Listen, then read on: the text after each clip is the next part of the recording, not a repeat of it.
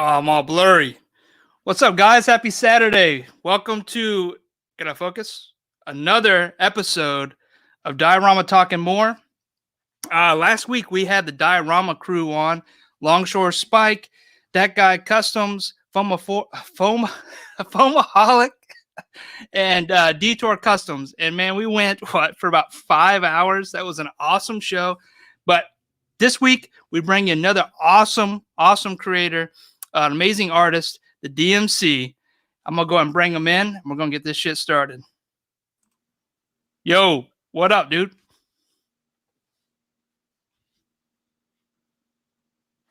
How you doing? I'm okay. Are you okay? How are you? I'm fantastic. Fantastic. I'm glad I could be here to help your show out. Yeah, I appreciate it. I need some help, man. We got 10 people watching. The number of subscribers are low. Yeah, I've seen your subscribers. I've seen the views. I figure I could help you out a little bit. I do appreciate it. Huh? It'll be your pleasure. Well, thank you. I'm very humbled. I'm glad you could be here tonight and make this show something for Saturday night. Oh, I will.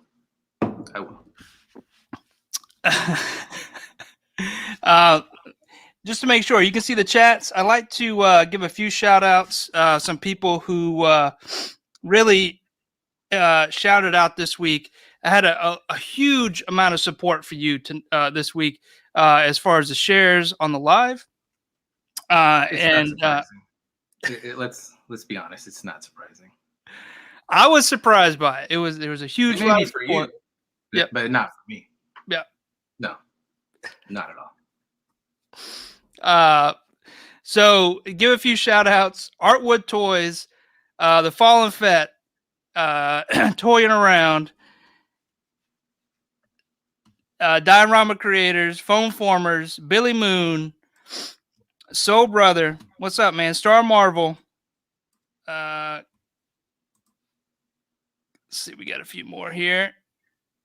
Bat Force Grump was the first one in tonight. Bat Force, hey, hit me up with your address. I'm gonna send you some stuff. Send you some stickers, some swag.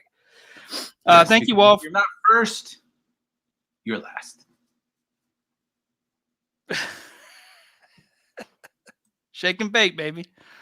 But yeah, so I do, again, seriously though, I do appreciate you coming through. I know,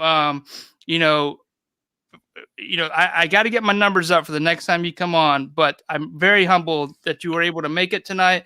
I know, you had to cut a few things out to do this, and I hope you got the money I transferred you.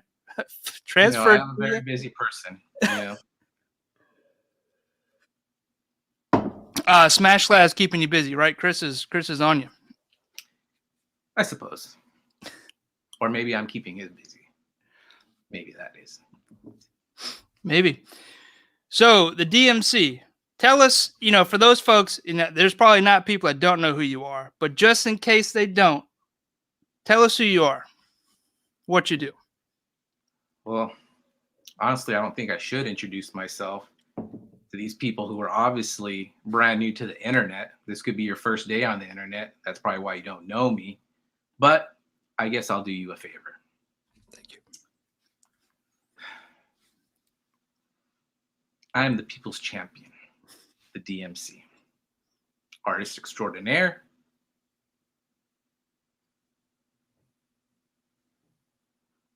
And that's all you need to know. Appreciate it. That is the quickest elevator speech. I can't even talk today. Speech we've had on the show. I am the Kings. I am the new DK. I am Jesus. I am the Great One. I am all of the above.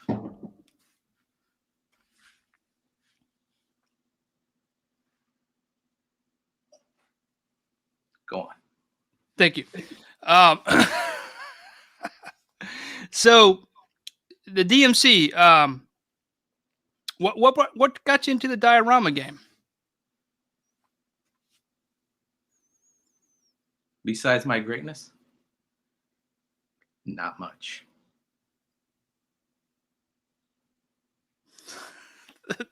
So the game came to you. I think, is that how I understand it? Yes. Right on. Right on. Yeah, I look at your work, and you're one of the most, when I was getting started and still today, one of the most influential, diorama creators out there. A lot of the stuff you're doing is cut by hand. They're one of a kind pieces. I think one of the most recognizable for me is, what I believe is a black pearl deck, the ship deck, and then the pink one. I forget the name of it, but the pink diorama, the sci-fi diorama, I think is what we should better call it. Most stands out to me, and then some more recent work with the city and stuff like that. But knowing that all those are hand carved, I use some tools, but can you tell us a little bit about those projects and how you tackled them? Well, I understand that you use tools, these machines, but unlike other people that use machines and rely on them, if that box crashed, they'd be out of business. But you yourself only use it minimally, and I like that. But I myself do everything by hand. These hands are golden. Golden hands. All right. So let me ask, when you're carving something by hand, do you use reference material? And if you do, I guess that's one question. Do you use reference material? Reference, the most important thing. And what do you find is I guess a lot of your dioramas, you don't have a particular theme, which is awesome because you can go from one thing to example is the Black Pearl example to the sci-fi diorama to street scene. So there's not a lot of the same work, but you're able to do the same, apply the same amount of quality to it. Where do you find your resource material? You Googling on the internet or using comic book? Oh, I see. And this is why the game came to you, right? Correct. Guys, you're hearing it here live. All right, let's knock it off now. Woo! All right. I appreciate it, dude. That I couldn't even talk on some of that stuff. Knock it off now. Hey, I appreciate you coming out, Diego, and chopping it up with me and having a good time tonight. I do know that life is busy, especially now with COVID. And I love that Smash Labs hat, by the way. Thank you. So anytime we can have together is valuable. This, for me and you, is our first in-person meeting. As much as I've been following you over the past couple of years, like this is the first time I've gotten to meet you. So first of all, love your work, love you as an artist, and really humbled you can make it here tonight. So thank you. Thank you. Yeah. So let's get into it. I hope you guys like that. I did it for you guys. I did it for the fans. Did it for the fans. I did it for the fans. All right, I'm gonna shut Instagram off. Hey guys, come over to YouTube, catch us. The DMC is on tonight. He's bringing everybody, so let's go over there, guys. I'm gonna end the Instagram live. All right, let's get into it. Before I get started, we have 2 giveaways tonight. Toy Maestro has once again hooked us up with another figure. So we have the JJ. This is the Spider-Man Retro Wave figure. Pristine packaging, guys. If you're mitten box collectors or you just want to hang this on the wall, this one is perfect. I'll make sure it gets to you that way. So we're going to be giving this away tonight. And then astonishing news for me. We got that awesome intro from you. That's what we got. And then we got one more giveaway from Astonishing News and Reviews. I've had this for a few weeks. I thought about spending it on myself, but decided to give it to you guys. He gave a $50 Amazon gift card for me to give away on the show. So at some point tonight, the DMC is going to give away those things to you guys. So much love to you and those who join us for tonight. So a reminder, you must be in the live chat to win those things. I'll pull all the names from there to do the spinny wheel of death. And then I have a special announcement tonight as well. I hit a milestone. It's a small milestone, but milestones are milestones. And just want to announce something I'm going to do for those who have supported the as small show as it is, for coming out and chopping it up with us and spending time with us each week. So with that, we'll get into it. Sorry for the upfront stuff, but let's get into the DMC, man. Let's talk about you and your projects. There's a lot of love, like I said, out there. There's a lot of shares this week. So, and I appreciate each and every one of you. But do want to dive into you about, yourself, as an artist, right? And learn a little bit about, a little bit more about you and kind of behind the scenes. So, I know we got the elevator speech from the DMC, but to go a little further, if you don't mind, explain where you are as an artist, how you got here, and where you plan on going in the future with it. Well, in terms of dioramas, I got into it first with ACBA. People started posting their figs with dioramas, and I was just like, hey, I'm sure I could do that. I'm a pretty artsy, guy. I'm sure I can figure that out. So I started watching some videos by Bob the Odd. I always give Bob the Odd a shout out because he was like the first one that I looked at to learn stuff. And then from there, I just do it on your own, and you'll figure it out as you make mistakes along the way. And then back when ACBA used to do contests, I started making dioramas for the championship series. And that's when I really started making a little bit more elaborate dioramas. I did a comic book page. If you look at my YouTube channel, you'll see that I did an actual comic book page diorama, which that one, I did it so fast and put it together so Mickey Mouse that it totally fell apart after I made the video. I wish I could have kept it intact. It was just a nice little piece to have. Maybe one day I'll recreate something like that. It's just a fun thing to do. And then people started asking me, they're like, hey, can you make me one? Can you do this? Can you make that? And then it just went from there. So, talking specific, I want to get a little bit more into your artistry, like before dioramas, but talking about dioramas specifically, this was a question that was posed. Let me pull these up real quick so we can have it on the screen. This is a question posed from Instagram. I did a poll to get some audience-based questions, and I think this one is relevant here. I think this one comes from Prime to the First. A project you're most proud of, as far as dioramas go.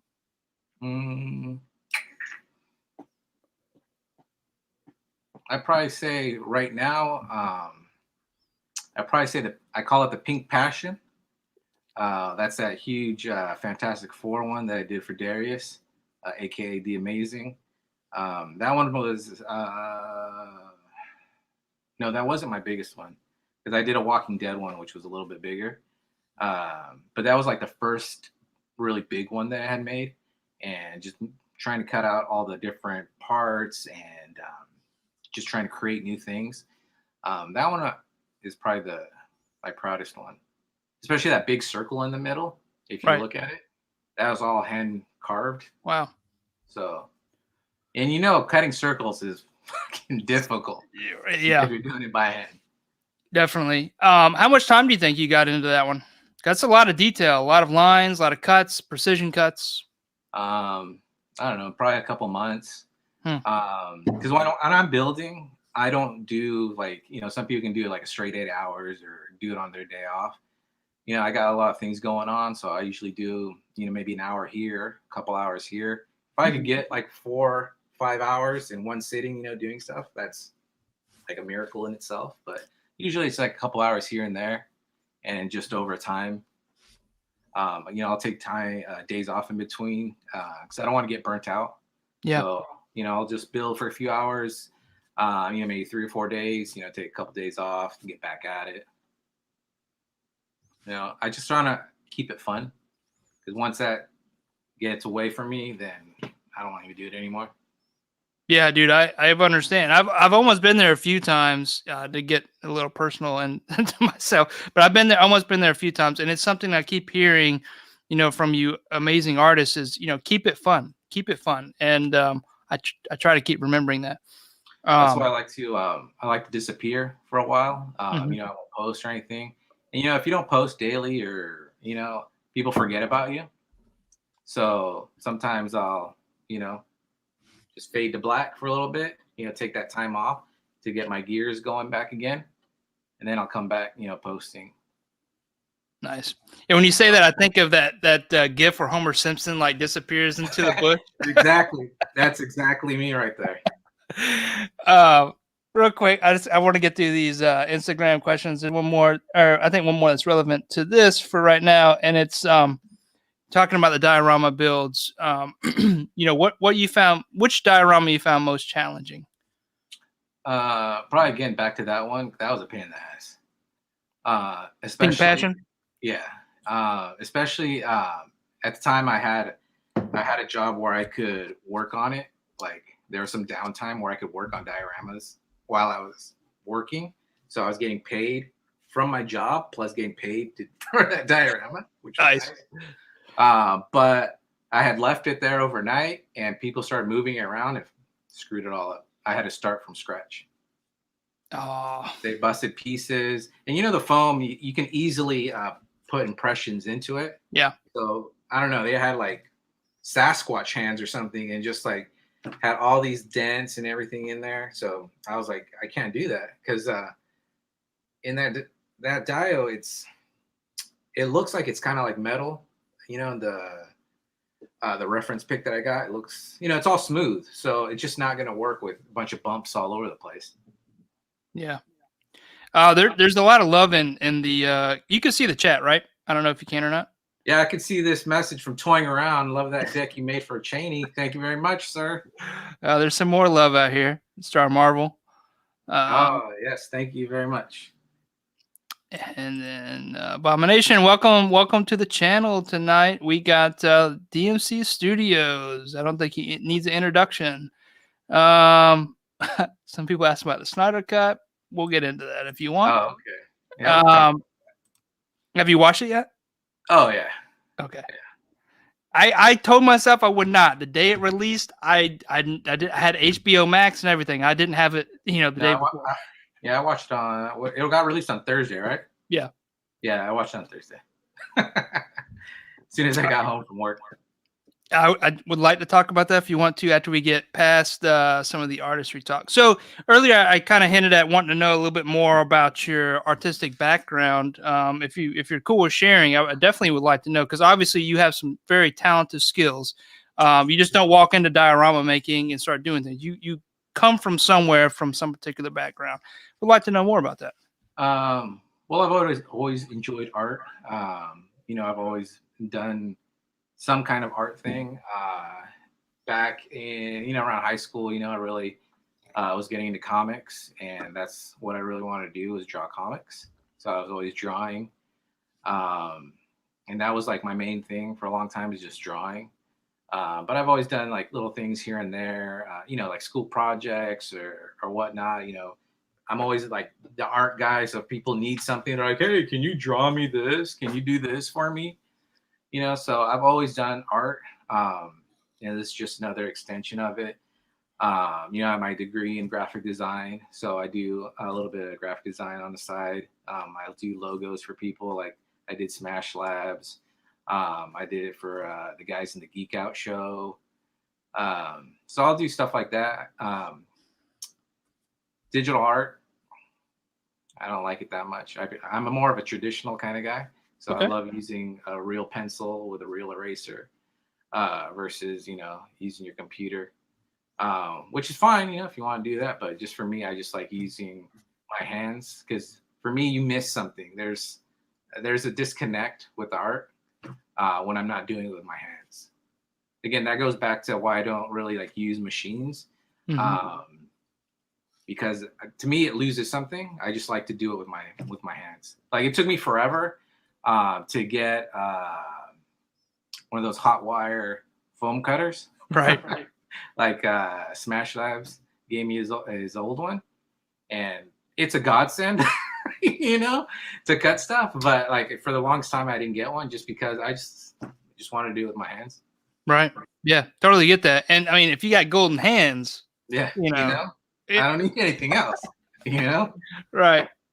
That's cool. I've one of the things I noticed on your, Instagram, you do have some posts, you draw in, sketch in, and those are very awesome too. And I like to draw. I draw digitally now, just because I have two kids, so time is very limited. So it does allow me to get from point A to point B a lot quicker, digitally. And, my kids aren't tearing up my paper, eating it, like they eat everything.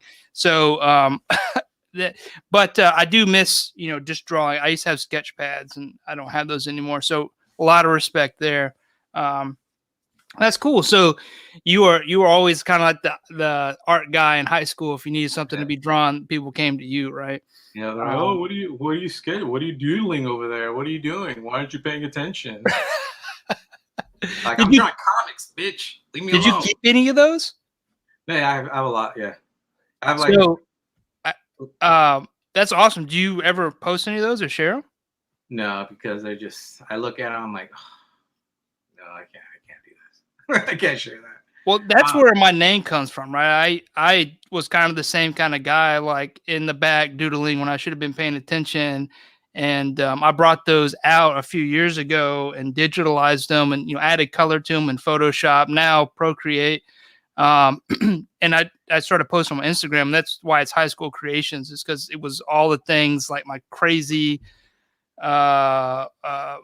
warped mind back then was drawing in class. But like I thought about that, bringing it into like Photoshop and coloring it, inking it.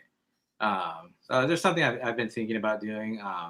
Every once in a while, if I find something old that's somewhat decent, like I'll post it. I've posted some old stuff on Instagram, and you'll see it's heavily image influenced.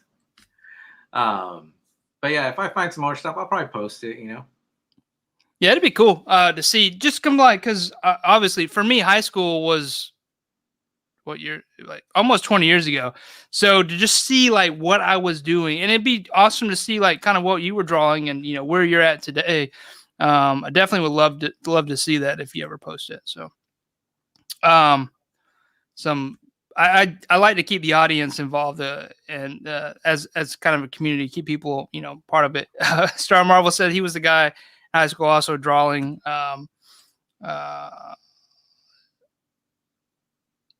I don't know if you know Abominations, but dude, he has great stickers and great drawings he shared with me. So. I'll check it out though. Yeah, Abomination 85 on Instagram, dude. Awesome. He makes like these custom stickers that are like, the free mail stickers you get from UPS. I have some on my other desk, but they're like custom graffiti, dude. They're amazing. And then he's got some other custom ones. The worst thing people used to tell me in high school, I'm sure everybody got this, you should do tattoos.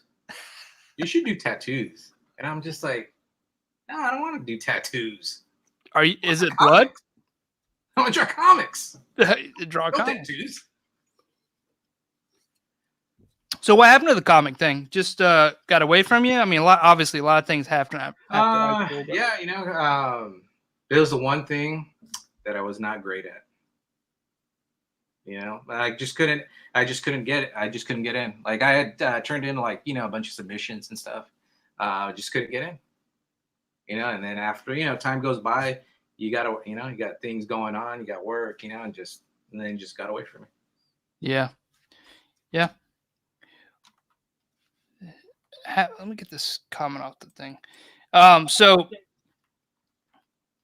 diorama making obviously comes very natural for you. We can talk about some tools that you use. Obviously, I think I know the tools that you're using because you're a very hands-on guy. It's probably the same thing that everybody else has. Right. It's your X-Acto knives, your T-squares, a bunch of different kind of razor blades, razors. Like I said, I just got that foam cutter. That's pretty much it, The real fun too in making dioramas is trying to figure out how to make something. I know a lot of the guys, you can 3D print now. I could go to Uncanny Sculpts and he could probably 3D print a bunch of doorknobs or whatever. But for me, some of the part of the fun is trying to figure out like, how can I make that? You know? Right. Scratch built, right? Mm-hmm. That's what the fun is to me. You know, sometimes if it's a commission, and sometimes, you know, if it's on a time constraint, I'll just say whatever. I'll just, you know, I'll buy it. You know, but I would prefer just to do it scratch built. Yeah. Yeah, I'm in the same. You know, it really all depends on the amount of time. If it's going to take me, 'cause I have a couple printers. If it's going to take me 7 hours to print, but I can do it in 10 minutes, why would I do that? It's not justifiable. But at the same rate, if it's going to take me a day to make something precisely, but I can print it in a couple hours or couple in a couple hours, right? I'll do the latter. But yeah, I totally understand where you're coming from. And it is some of the magic of diorama creating is, you know, taking, I'm assuming using the pink foam or whatever foam it is, a slab of foam and then turning it into, you know, a beam, a rafter, a doorknob, right? Or a crate or a utility box, whatever. That is the magic behind it, is envisioning that. That's what I tell people all the time with art. Art is magic. Like when I'm drawing or when anyone's drawing, you know, it's just a blank piece of paper and you put that pencil to it and you create, you know, a comic book page or any kind of drawing. That's magic. You're creating something out of nothing. That's magic. Boom.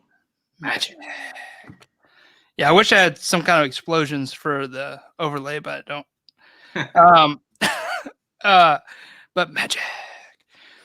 Cool. The Figure Report. What's up, dude? Thanks for joining the DMC show tonight. It's on me, baby. So this is a question I find a lot of people are very interested in. So for obviously you're a tenured seasoned diorama maker. For someone just starting out, what would be, you know, if you can go back to your future self, what would be something that you would tell, you know, yourself during some of those first projects you worked on, some of your experience you've learned? Don't do it. Don't do it. I'm just kidding. Don't jump. Don't jump. I'm just kidding. Not much, you know. I do a lot of homework when I do builds, you know, like I do a lot of research. That is like one of the most important things to me. And if you're starting out too, you should be doing research. That's if you want to get the most realistic piece you can make, you know. It just depends what you want to do. You know what I mean? Like you could put together, you know, 3 or 4 slabs of pink foam, you know, cut some bricks on there. Boom, here you go. I got a building, you know. But if you really want to get that realistic touch, you know, the little nuances of a building, then yeah, you go and do your research, you know. And that's what I always do, is just try to do your homework, you know. Again, when I was just starting out, you know, I was watching Bob the Ob videos and like, okay, how do I start this, or how do I do this? Okay, let me watch this video. Let me see how this guy does it. Let me see how this guy does it. Okay, now I'm going to do it my way and see if that works. You know, just a lot of experimenting. Yeah, I like that. R&D, research and development. That's what it's really about, you know? Yeah, and that's the fun part, right? Applying the things you learned during those phases to the next project. I you know, my day job is in computer technology, specifically like the DevOps arena. Some people that's very foreign, some people get it. But with DevOps, there's a lot of that cyclical, you know, research and development that applies back to the next, you know, piece of code that goes up through the work stream. And it's that same model in the diorama game for me, is testing new product, learning from it, and then applying it to the next round. So I totally understand it and love it. One of the favorite parts. The only thing with me is like, I'll figure something out, and the next time I'm like, how did I do that? Damn, I should have wrote it down. Dude, that's one of the things I like about Instagram, because I'll forget about something I did, but I posted it, so I can go back and look at the post, and luckily some of the stuff's in there. So like there's this one little piece that I did for a friend. I just like the paint application I did to the walls, and I have no clue how I did it other than I used my hands to kind of like spread the paint over it, and that's all I can remember from it. And I was like, I know I did more than just rub my hands in paint. I was like, I know I did more than that, but I like how I just like how the look of it. I just wish I could remember how to do it. Here recently, my sister, I brought her in to help me make some dioramas, have some commissions coming out, and she's doing a lot of the black washing and stuff like that for me. Some of the more simpler things that she's got a very creative and painting background, so she naturally gets it. But I was showing her some weathering techniques last night, actually, and it was me using my finger to smudge some things down. She's like, "Really? You're just using your finger?" I was like, "You would be amazed, like, of some of the techniques you can use." But yeah. So you're using your bare hands. Hey, are you a glove guy or no glove? No gloves. No gloves. Okay. There seems to be a lot of people that are pro gloves or not gloves. Yeah, I see a lot of people sometimes when they're posting, they have gloves on, and I'm like, why do you have gloves on? Stop doing that. It's just acrylic paint. Yeah. I'm like, I did it one time. What was I doing? When I was doing some of the crates, I put on a glove and I was like, this feels kind of weird. Yeah. So I just took it off. And then my hands were all black, but whatever. Oh yeah, but again, it's acrylic paint. It rubs right off a little bit of hot water. Yeah. Yeah, no, I'm not that fancy yet, I guess. I don't know. For hot water? No, for a glove. I'm just kidding. Well, that too. How did you know? There we go. Bat Force Grunt, what'd you say? Star Marvel, that's why I'm the people's champ, because everyone can relate to me. I'm so relatable. That's why I'm the people's champ. Oh, what is this about extreme sets? How you feel about extreme sets? You know what I mean? Like, I get what they're doing, and that's cool. You know what I mean? Like, if I buy them for my kid or something, you know what I mean? Like, I saw one, they did it was like a castle. I saw I think I see some kids playing with some He-Man guys. And I was like, you know what? That's pretty cool. Like, if I was a kid, like, that would work. For me now, no, I would not get that, especially since I could make it myself. But I've seen people use it in background shots, and I think it works with background shots too. Like a hybrid approach, dioramas with, yeah. Well, mostly because it's like fuzzed out in the background. Right. Yeah. But yeah, I get what they're doing. That's cool. You know what I mean? That's their thing, and obviously they're selling stuff, because I've seen a lot of people use them. It's not for me, but hey, if that's your thing, go for it. From the figure report. No, I did not work out today. He sent me I'm trying to, get myself into a better shape than Round. And he's I made him my honorary like accountability buddy because he's also doing some of the same stuff. So nice. Good looking out, but you should have hit me up this morning because it's too late. Maybe tomorrow. You should have done it in private. Thanks. Yeah. Thank you for fat shaming me. So anyway, sorry about that. So a few more questions that we can go over from the IG audience. What is it? 9:30 questions, people. Questions. We got answers. This one. Talk shit on people. Are you ready for that? I'm just kidding. You guys aren't ready for that. Just kidding. Okay. All right. After the giveaways, we'll make people feel good and then we'll slam them. This one actually came from Star Marvel. Okay. The Black Pearl deck, is it a part of a larger piece or is that the piece in its entirety? No, that is the piece in its entirety. I just felt like making it like a ship deck. You know what I mean? Yeah. I just felt like making it. So I made it. I said that was available, and then Cheney 180 from the Toy Migos said, "Hey, gimme." So it's in his possession now. Yeah, it was a dope piece. Thank you. And with that piece and with a lot of other pieces I do, is I'm always in a rush to get them out that I forget to like post, or I'll forget to make a video out of it. Because I was going to do a YouTube video and I totally forgot. I was in a rush to go meet him that I didn't make a video. But he said he was going to make a video for me.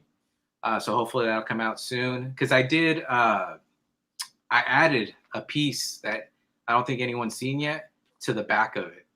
Okay. It's just it's a rather, simple piece. but I think it just adds just a little something to it. Yeah, definitely like to see that. That's actually Star Marvel's next question was about YouTube and if you plan on expanding some of your videos you have there. I want to, but we'll see. Let's see if I remember first, and then if I have time. But yeah, I would like to. I see a lot of people starting up YouTube again, so hopefully I can do that. It is very time consuming, especially if you're not doing like a one shot kind of thing. If you're doing edits and cuts and stuff like that, it's a lot of time involved. Yeah, usually I try to do it all in one shot. I try not to edit that much, just to get it out there. Just so I'm not sitting in the computer for whatever, half an hour, just trying to be like, oh, I can edit this out. Let me do this. I just throw it up there and go, here you go. Have fun, guys. Oh, here comes from Moraine Studios. The Diorama, the Dio DMC Studios did the unboxing Toy Con in Mexico. It was absolutely one of my favorite dios ever made by anyone. Well, thank you. I appreciate that. Especially since I was in a time constraint on that one. I think I did it like in a week. Because Boog said he needed another piece. I said, oh, I can do one. But I think it was a week, maybe 2 weeks. And I was like, what am I going to do here? So I figured something simple. Well, for me, is just making kind of like a destroyed environment type of thing. Mm-hmm. So that's why there's not a lot of paint. If you see, there's not that much paint involved into it. But I just tried to do the best I could, the most detail I could in that time constraint, And I think it came out pretty decent. Oh, you definitely got a lot of love for it, and I think it's an awesome piece. What I'm doing right now is I'm gonna pull up your Instagram, and let's jump through some of the stuff on there, man. Let's show the people. Show the people. All right, so let me share a screen real quick. Boom, share screen. All right. There's somewhat of an echo. Sorry, guys. So here we go. Just want to make sure let me remove that comment. Great comment, but gonna pull it off so we can see the screen here. Look at that first post. Look at that. Oh, these are cool. Beams and crates. So that was that giveaway that I just did. Mm-hmm. Totally forgot who won. But if you're watching, I'll have it sent out on Monday. There you go. Or Tuesday. Tuesday. Admittedly, I'm bad. I'm sitting on 2, maybe 3 weeks of giveaways I got to send out. So I apologize, guys. I'm terrible. I'll make sure I make it up to you. Smash Labs. I don't know if we mentioned this. Obviously, you got the hat on, but you are a part of the Smash Labs team. That's right. Oh, wait a minute. Toddy Mac. Did you get the 3-pack? I sure did. Okay, because I opened the modern spawn. I didn't see my signature. I thought we got 3 signatures, but I'm guessing the signature. What I thought too, but it's just 1 signature. Okay, and it's in the classic. Mm-hmm. Okay, I was like, I didn't get no signature. I had to support my boy McFarlane. Yeah, dude. As much as I want to hate on some of the figures and the articulation. Honestly, I still love it. Questionable choices. Yeah. But I'll always support McFarlane. Always been a big fan of McFarlane ever since he got on Amazing Spider-Man. Always been a big fan. Always supported like all his stuff. I just like him. You have to give him respect. And I know a lot of people don't want to, but he's done everything exactly the way he's wanted to do it. And who can say that in your job, in anything you do, you've done it exactly every way possible that you want to do. He did it successfully. So come on. Yeah, I mean, give it to him. There was a lot of things. Obviously, I'm a '90s child. There's a lot of things that hit on me for McFarlane. Obviously, Venom, Spider-Man, even down to some of the first disc and music I listened to as a teenager was like Corn. corn album, dude. Okay, we're on the same page. I like even more now. I got it just because. Yeah, follow the leader, dude. Yeah. Totally. And every track on that song I memorized. It wasn't because of McFarlane, but it all played in together. Yep. So yeah, he's a part of my history and kind of like me growing up. So yeah, as much as I want to hate on the figures, like I'm a McFarlane fan, whether I talk shit or not. Talking shit is probably love, right? Yep. Anyway, moving on from McFarlane. All right, crates, awesome looking crates. Actually, look at those clean lines, and these are all cut by hand, right? No, those are with the Proxxon. Those are with the Proxxon. I'll have to give it up to the damn Proxxon.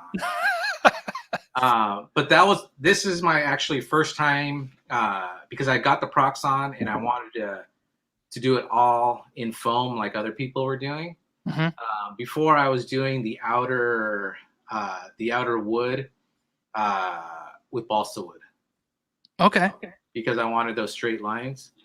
And then now that I've made, the two types, I actually kind of like the balsa wood a little bit more because it's a little bit sturdier. Mm-hmm. Like say if you dropped it, since it's balsa wood, it's not going to dent that, Yeah. Versus foam. If you drop this foam one or you drop something on it, it's going to leave a dent in the corners. Right. Yeah. Yeah, it definitely has a lot of memory. You can make these faster though. Yeah. Nice. Those look awesome. So I apologize. Do you sell these? I went back to your pack earlier. I should have asked that question. Do you sell these? It's like a diorama pack, or is this that one I just made as a giveaway. I just wanted to make some stuff, and I was like, let's do a giveaway. Nice. So I just did a giveaway. All you had to do is share. I think it's the previous pick, where it shows all of them. I was like, just share that. And tag, what did I say? Team DMC giveaway or something. Yeah. And that was it. Awesome. Yeah. If people want to buy them, they could hit me up, but I don't advertise it, because there's so many other people doing it. So I was like, what are you going to want from me? But it's not the DMC. That's true. You can, because if you get it from me, then you can brag to all your friends and they will be jealous. It will be jealous. Nice. I definitely like the cross member. Some artists don't do it, but some do, and I like that. All right. See, actually, that's the piece right there that I was talking about. I don't remember if I posted or not. That's the back piece of the Black Pearl one. Oh, nice. I would definitely like to see that together. Hopefully, there's another piece that I did that goes on the bottom that kind of matches the sides of it. Is it? Oh, no router of CNCs used here. Just kidding. That's fun. That's cool, dude. I definitely want to see that in finished form. It was a very sexy looking deck with Moon Knight. Is that Mezco Moon Knight? Yep. Yeah, I just threw that up because they were doing a contest. So I was like, oh, let me throw something up. Maybe I can win. There's a Moon Knight movie coming out soon, right? I believe that was released, right? Yeah, I think it's gonna be. No, I think it's gonna be I thought it was a show, maybe show, movie, whatever. Maybe it is. I'm excited. Yeah, I think they do it right. I think a lot of people enjoy Moon Knight. Yeah. Also, have you watched Winter Soldier? Or sorry, Falcon Winter Soldier? Yeah, I just watched it this afternoon. Cool. I want to talk about that later once we get past. But this is what, guys, we've been talking about for a while now. Is this deck? Some people have called it the Black Pearl. Oh, you are calling it Black Pearl. All right. So this is awesome. Can you talk a little bit more about the materials you use for? Is this all pink foam or? Let's see. The steps is balsa wood. The steps are balsa wood.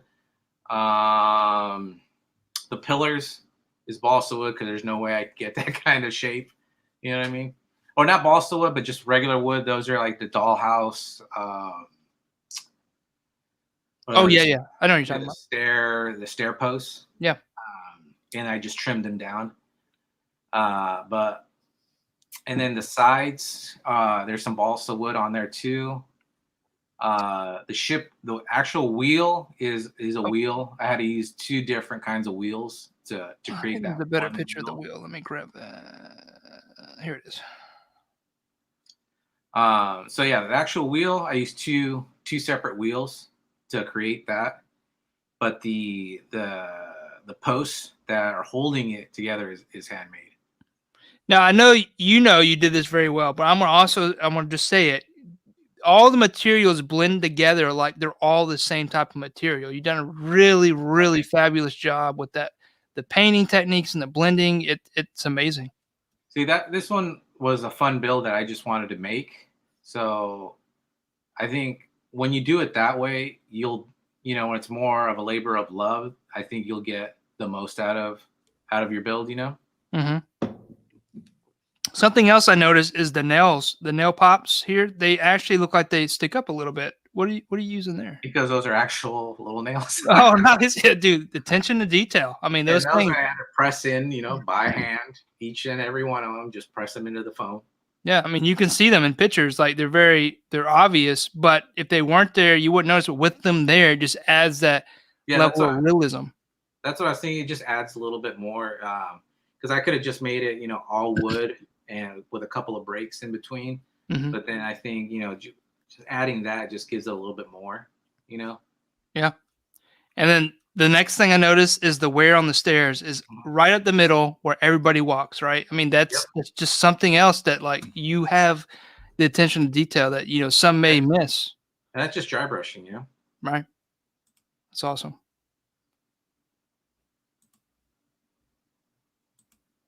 Just taking a minute. And that's something that you would see when you're doing research. You would see that like, oh, wait, like look at the middle of the stairs. Obviously, where everybody walks. Oh, that's where it's going to be worn the most, Right. And then we'll talk about action figures, but I think I know a line that you may collect. Here's a few images, guys and gals, for this little sexy piece here. How big was this actually? Obviously, it's 1/12 scale, but do you remember what it measured roughly? I think it was maybe 24 inches, maybe 20 inches wide. Something around there. About 20 inches wide, and then maybe 10 inches deep, maybe something like that. Wow. Yeah, beautiful piece. Oop. I want to get down to my mouse stopped working. Sorry. Where? Oh, there is that piece, or is that? Oh, that was the bottom piece. That looks dope, though.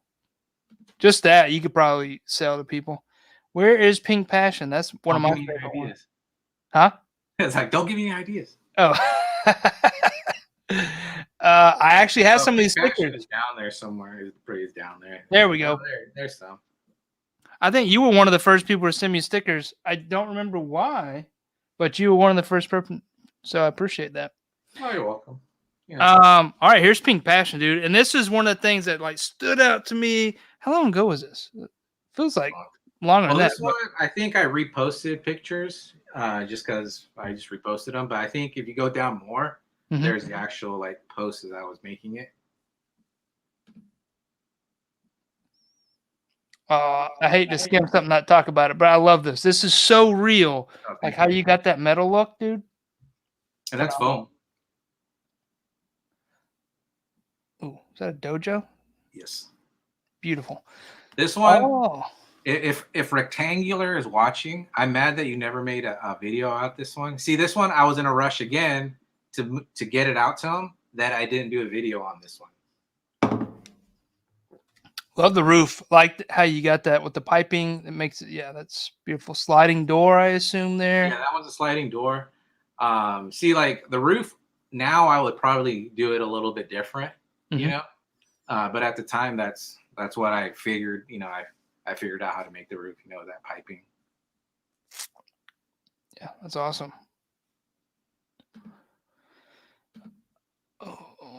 Oh, you met Heath Ledger.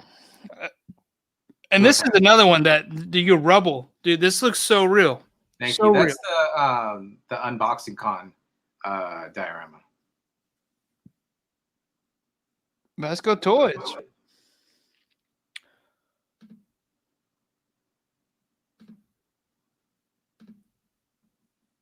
There's some right there. There's an old school one that's image influenced. It was just like one of my own characters that I made up. I have so many of my own characters that I used to create. Dude, I'm telling you, it'd be so dope to bring these in to, you don't have to digitalize them, but you revisit, you know, blackline them, color them, dude. That's a dope shot and dope drawing. I like, dude. Definitely would like to see a sticker in that form. Maybe it'll come soon. You never know. Maybe. There's another one I really liked how you did. That one I like a lot too. Is this one, like, I probably couldn't remember how I did the paint application on this one, but this one was a favorite one of mine too. Yeah, I like the worn, you know, the rusty kind of. It could be warehouse or sci-fi here, which it fits both. Yeah, it was a commission piece. He wanted something kind of like a creepy boiler room type thing. Yeah, right. Definitely get those vibes. Some I'm hearing some Elm Street type noise, and this is some of the stuff. Also, this is your work too. Some right? of my old, like the old stuff, yeah. And I don't have, dude. Looks amazing. Not only Spider-Man, but the detail and the cityscape. Yeah. Like that one, like I can see the perspective is way off. I remember drawing that, and I was like, oh man, I screwed up the perspective so much, like on the buildings. But I enjoy doing background stuff, like the buildings. Like I know some people would, you know, oh man, this is so tedious, and it is. But I enjoy doing like the background stuff. So if anybody out there does comics and needs somebody to do backgrounds, hit me up. I'm hearing more and more about a lot of indie comic stuff. Oh, this is cool too. Look at the detail in the spider webbing. Tedious detail there.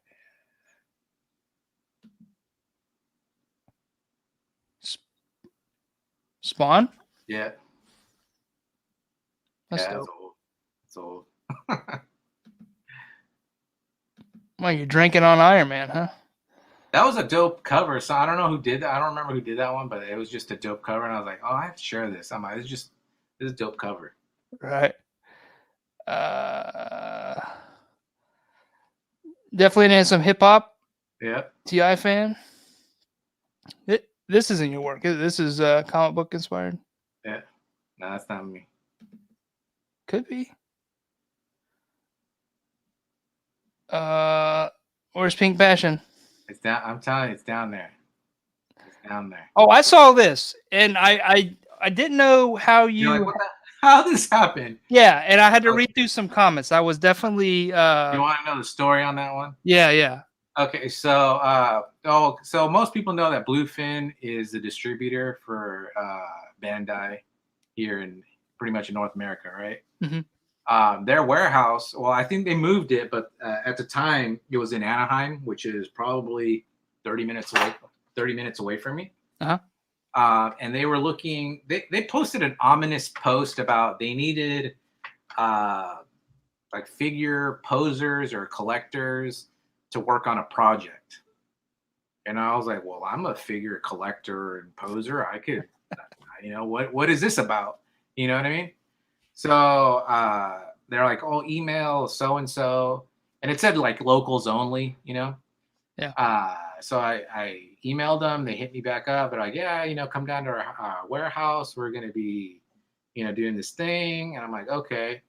And sure enough, what they were looking for is slave labor, really.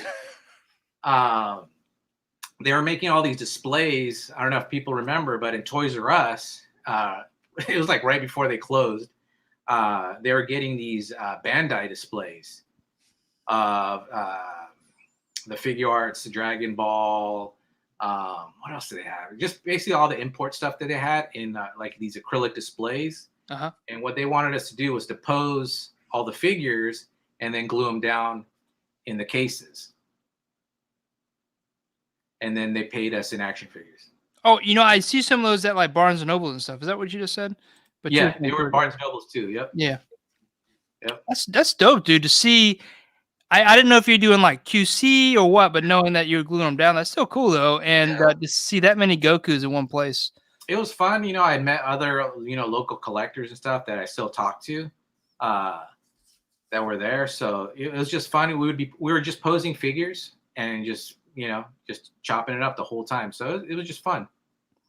What's crazy is that's the one figure in my. I do collect Dragon Ball and my SHF like Goku line. I do not have Goku Awakening. I hope they release that. And like it's just like there's so many there. There's so many. Cool. Yes, Lee. Obviously, long-time collector. That's probably what inspired you to get into Whoa, here we go. Here's some pink passion, right? Yeah, see, it's coming. See, Coming. That's Teaser. that's a repost right there. Teaser. I like what you're doing here. This is awesome. That was part of the. There is a Walking Dead one that I did for the McFarlane Walking Dead figures. Let's see, where is it? Dang. Sorry to keep you in sidetrack, but this is cool too. No. That was for one of the ACBA contests. So I scratch built that electric chair and the unit. I thought, are they bringing back the contest? There you go. There it is right there. Oh, there we go. That's it. Pink before it was pink, right? Yeah. I don't know if they're bringing back the contest. They always say they do, but I don't know. It would be nice. I won't enter though, but it would be nice to see displays. Yeah. That's an actual articulating little piece there, huh? Yeah. Cool. Yeah. There's some articulation to that. What up? There we go. And then you can see I posted the reference piece to it. So when people are like, "What the hell is this?" Like, well, it's fucking straight out of the comics. Hey, that black there, is that painted black or is that actual hole? No, that's a hole. And okay. I just put. How did you get that deep of black? Black construction paper just so you can see what's behind there. There we go. Yeah, definitely pink hue all the way. So that's why I was just like, fuck it, let's just do a pink. Yeah. That's dope though. You captured. I think I came out, pretty close to the source material. Yeah, absolutely. Like, and the fact that you're cutting these circles by hand, this is before the Proxon. Like, look at that, guys. Like, you don't need tools, specialized tools to get this level of accuracy. Especially when you have golden hands.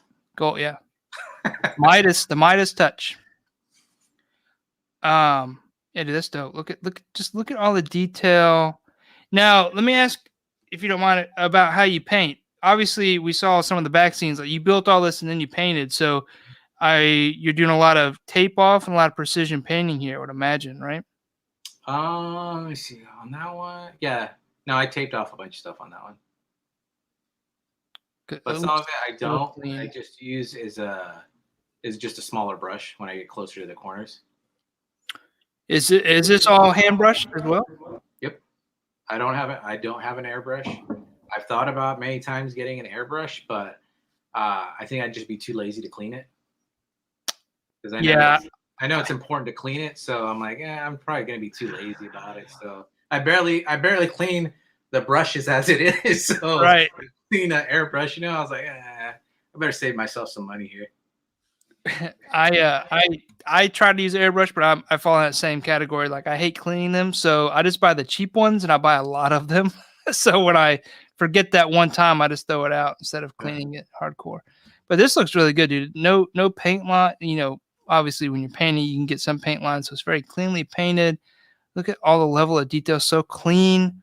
Layers. I mean, look at the detail and depth in some of these little images or little boxes and details here. Just a beautiful piece.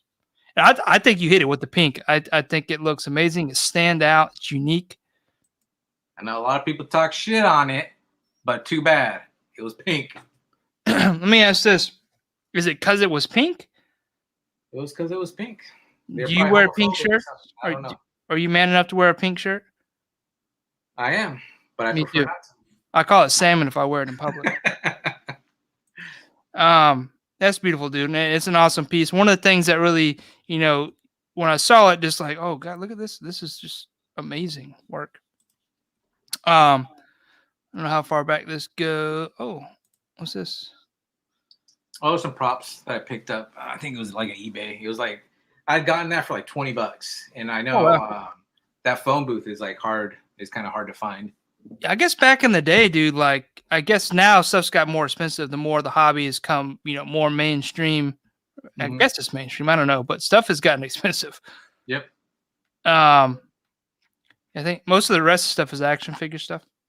Yeah, there's a lot of action figures, just like comic book stuff. You know what I mean? Yeah. Which I want to talk about actually. So we're an hour in. I know you were saying Oh, about wait, an hour. go down. Oh. Show my Home Alone. I'm proud of that Home Alone one too.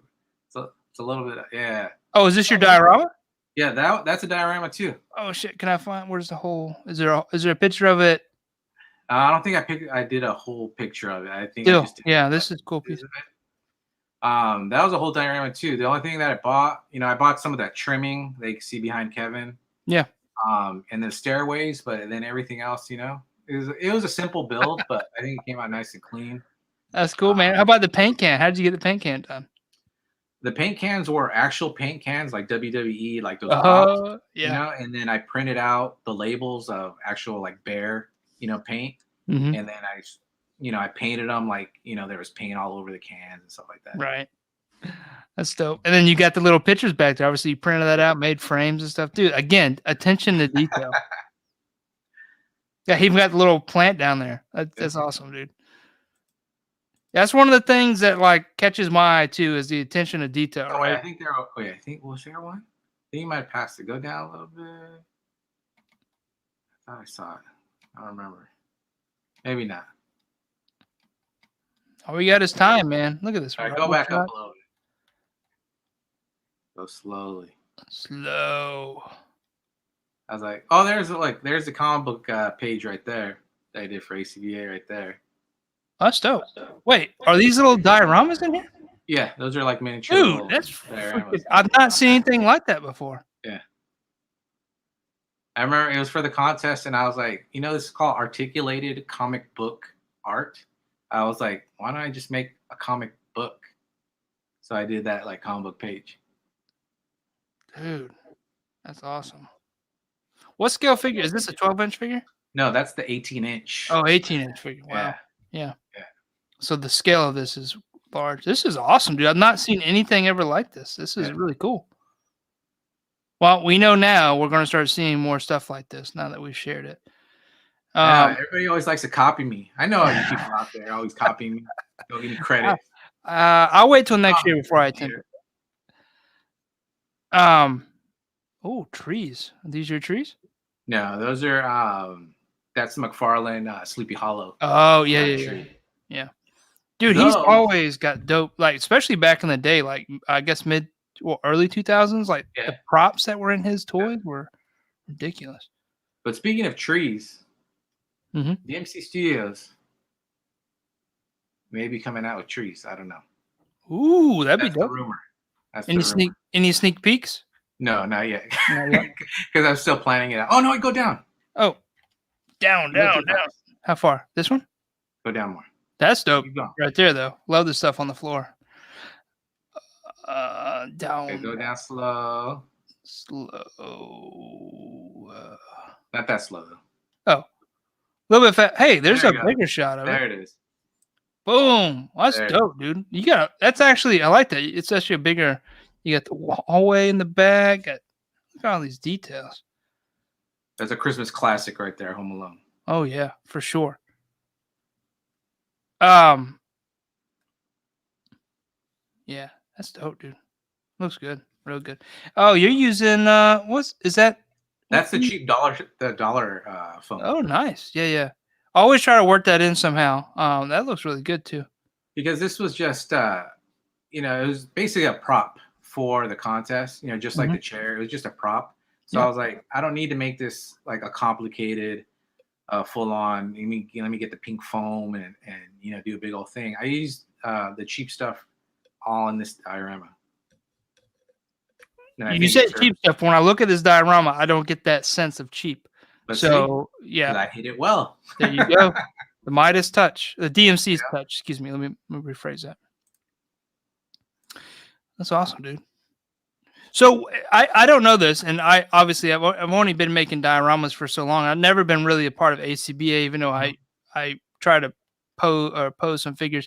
So they used to actually commission some dioramas for some of their competitions, huh? Well, it wasn't necessary, but it did help your, because we're making YouTube videos, you know, Right.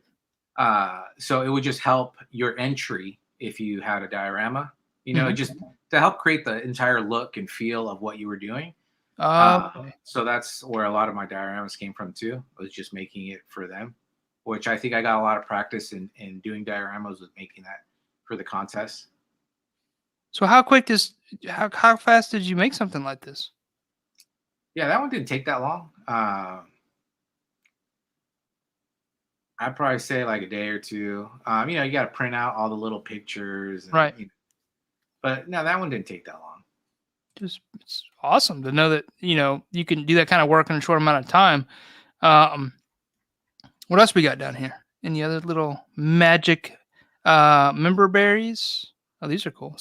These are Smash Lab though, right? That was like, I think that was his like first container, I think, or one Damn. of his first containers that he did, I think. I be honest with you, every time Boog puts one up for like raffle, I try to get in on one because I don't own them, but they look freaking amazing. What are the member berries? Oh, there's your. I really like this one.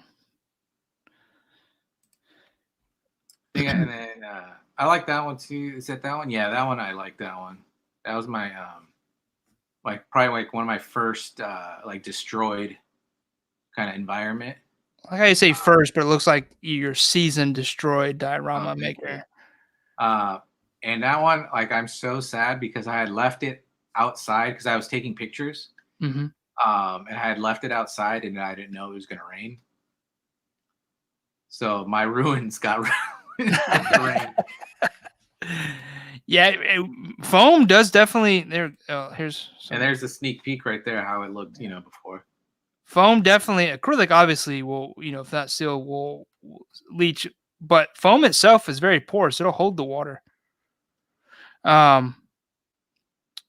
This is awesome. So this is I think the next step. I think we need to do some giveaways. I haven't been paying attention to the chat, so I'm gonna stop sharing here. I appreciate you allowing us to go through there and do like a, you know, a little back in the future kind of DMC look there. Awesome stuff, by the way. Chat, sorry that we've ignored you for a little while. I'm sure he was watching it, but let's do a giveaway, man. You want to give something away? Let's do it. Let's do it. So what we'll do is I'm gonna review some comments, but we'll give you guys, let's say 10, 15. Get in the chat if you guys aren't, you know, we'll be nice. Get in there. I'm gonna grab you from YouTube and we'll throw you in a spinny wheel. And I'm gonna give away. We'll give away this first. Compliments of Toy Maestro. Make sure you're following that guy over on Instagram. Every week he's lining me up with toys, figures to give you guys, and not just any figure. Awesome, dope figures. This is the Retro Wave Jonah Jameson figure. This one's dope. Like I said, this is minty. This is one you can hang up, you know, with a little thumbtack on the wall if you want to, or if you want to destroy it and open it up, that's just fine too.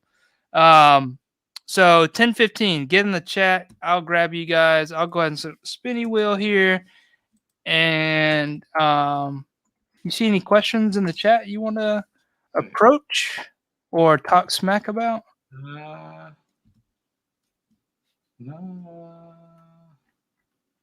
I don't see any questions. No questions. That's all right. Hopefully they're good comments. Billy Moon, nice remembering that. Let's see. I'm sure some people were talking about. That thing is crazy. There's a nice comment. Thank you, ToyingAround. Love that pink. Yes. Yeah, I'm assuming he means all your work. There's not one specific piece, but Abomination 85, very cool guy. He keeps sending me dope ass stickers. Like he's like, once he sent it to me, he's like open up some sort of channel of dope stickers. So if you like stickers, that's the guy, man. He's always got some dope shit coming through. So very awesome, creative sticker guy there, and also graffiti. I don't know what the word is. Love Spawn. This must have been when we were talking about McFarlane. Favorite artist of all time. I'm sure you mean DMC Studios, then Todd McFarlane. Let's make sure that yeah, I'm sure prioritize. McFarlane and Jim Lee are up there for me. They are. Yeah. I saw Jim Lee for a little while here lately, like had something wrong with his hand, dude. He couldn't draw and shit, which Yeah. was interesting. I think he he did something with his hand. I was like, Yeah. I got scared for a minute. I was like, no. My wife, well, I guess it was like 3-4 months ago, got me this book from Barnes and Noble, and it was like the XL comic book of Jim Lee art for X-Men. Yeah, It was like 36 inches tall, dude. Yeah, I wanna get Freaking dope, dude. Yeah. It was marked down to like $25. Wow. They were like, "We're happy to get rid of it. Take it. It's too big to go on the shelf." Wow. Yeah, huge Jim Lee fan. No, those big books they're awesome. Yeah. Yeah, to see a comic book at that scale, like, and it still looks great. It was like the first 7 or 8, whatever, of X-Men. Obviously, when he did the X-Men. To me, Jim Lee is the Jack Kirby, the modern Jack Kirby. Oh yeah, yeah, I would agree with that. I mean, look at just the Jim Lee cards from like 90, 91, or is it 91, 92? Whew, ridiculous. All right, let me get the spinny wheel set up. I'm gonna call this the DMC giveaway 1. And remove. I talk to myself when I do things. Diorama Project wants to know what's the best time or day for a toy hunt. Well, if you live in California, no time of day is good for a toy hunt. Like there's especially where I live at. I live near Frank and Sons Collectibles, which is like a big it's kind of like a swamp meet kind of thing with vendors. And I am in the Bermuda Triangle of collecting. Like everything disappears in an instant around here. Yeah, Frank and Sons, is that what you said? I've Yeah. always wanted to check that place out. A lot of good hype around it. Yeah, it's really nice. It just moved a while back into an old Costco building. So that gives you kind of like the idea of how big it is, of how many vendors are there. And it's all toys, comics. There's some sport cards, card guys in there. But yeah, it's mostly toys. You find a lot of good stuff. A lot of scalpers are there. So if you want to see a wretched hive of scum and villainy, Frank and Sons is one of the places. Let me tell you. Villains.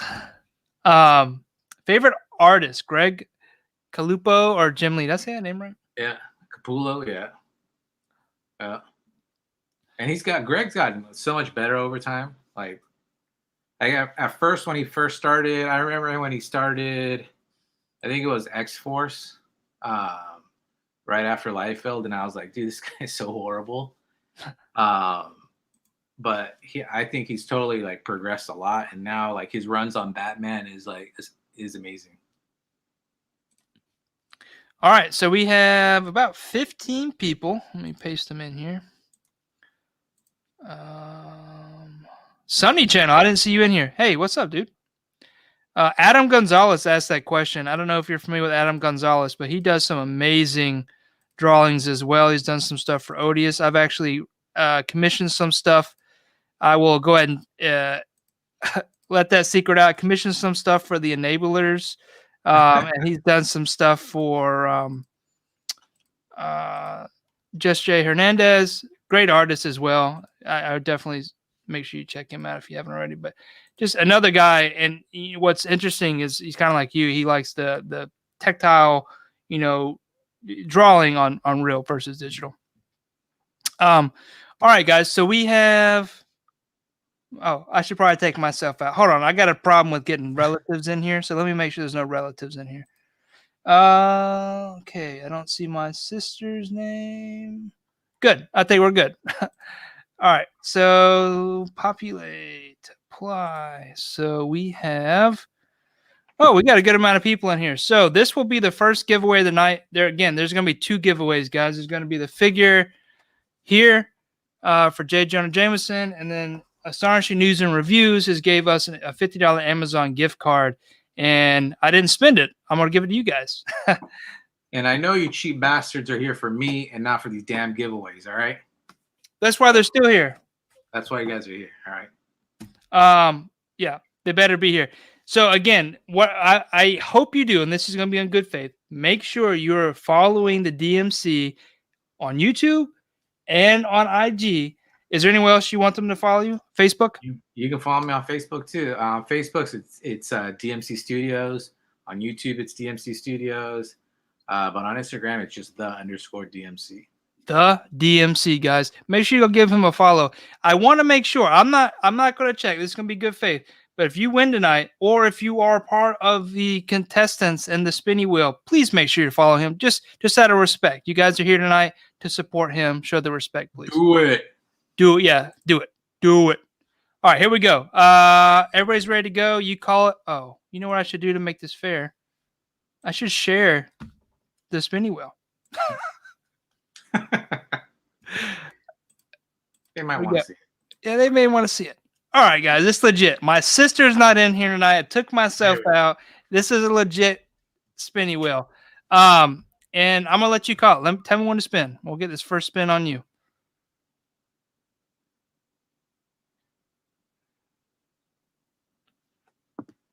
Okay. All right, you ready? Ready. Boom. Do it. All right, this is last man standing, last woman man standing. Namai, what's up, dude? You're out.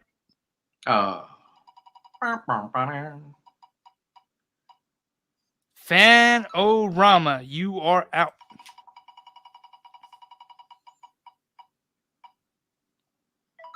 Matt R., I know you were new as of last week to the show. I appreciate you returning again. It's awesome to see you, dude. But you're out.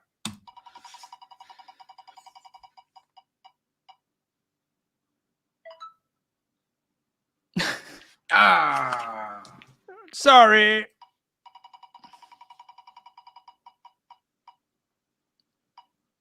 Oh, that was on the line. Oof. I would let you call that one if it would have came back with some kind of error or something. It is removing people, right? I feel like the list is getting smaller. Oh man, Terraformer is that Foamer is out.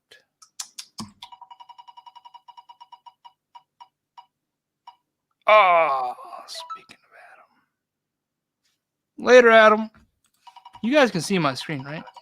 Oh yeah, okay, good. I can see it. We're getting down to the wire.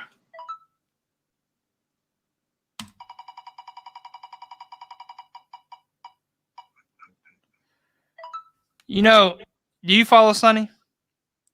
I don't think so. You should check him out. Funny as hell, dude. He's actually finding figures and the tiles of the bathroom stalls in Target. So, Sonny, I'm sure if you go give it, huh? In the bathrooms? Dude, go check out his post, dude. It's freaking hilarious. Sonny is an awesome guy. I gotta check it out. Yeah, check him out, dude.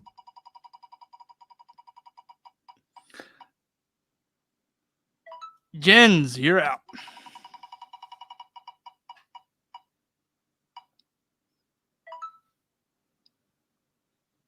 Omega Supreme, you're out.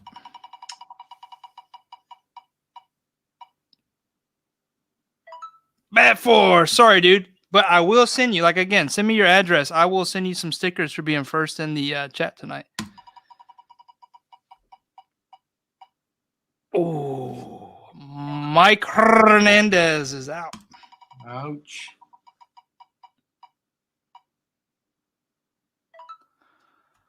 Plastic, you're out.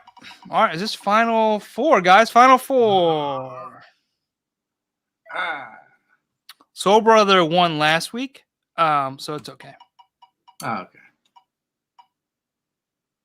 And then... Oh, man.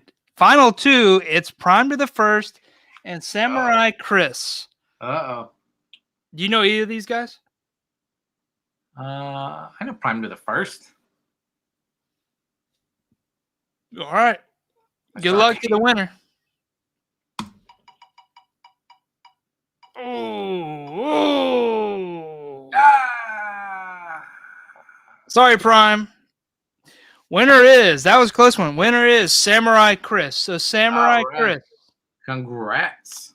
Congratulations. Exactly. So you will take home An old man action figure. There you go. An old man screaming action figure. Get off my lawn, people. Get off my grass.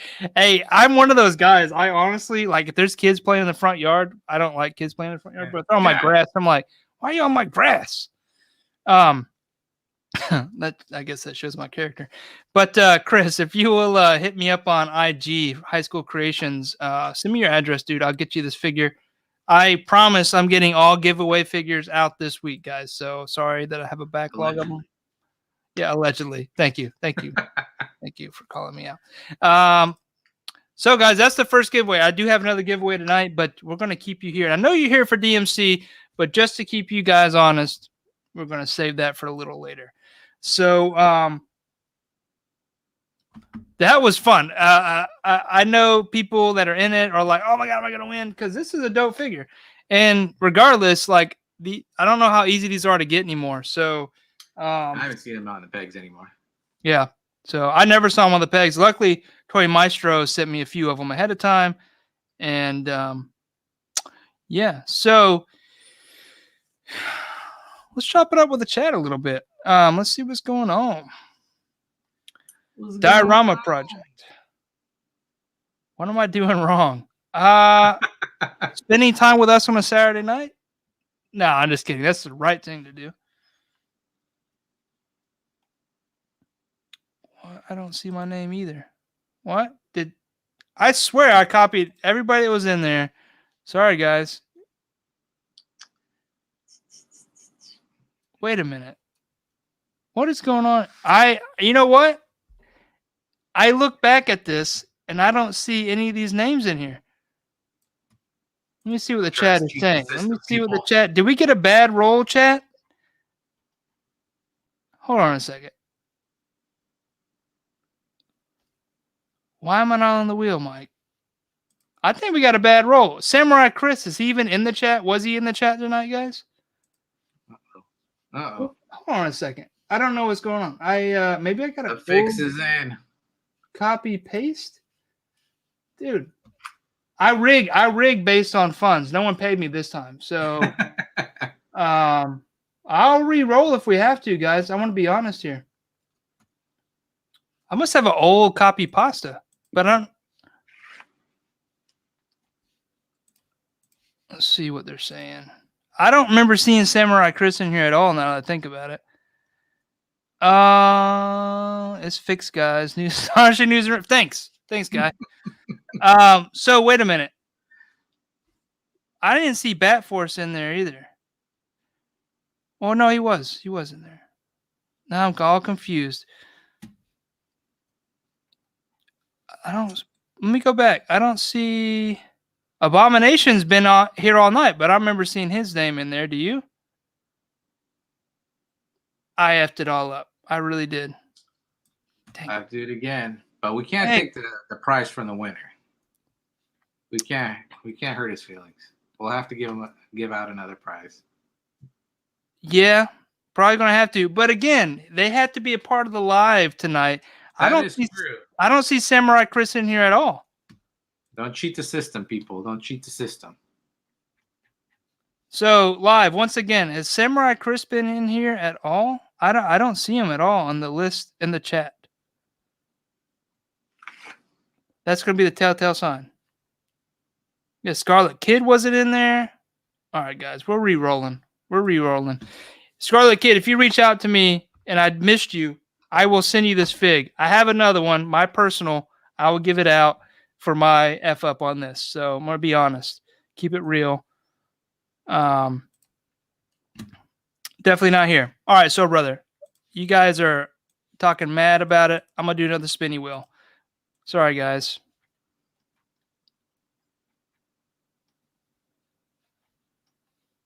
Do another spin wheel, but it's the first person that gets picked as the winner. Ooh, is that what you want to do? I don't know. Leave it up to the chat. I don't know. It's up to them. Yeah. Oh, I just deleted Prime.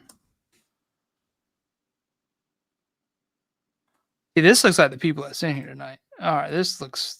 Why did I not pay attention to that?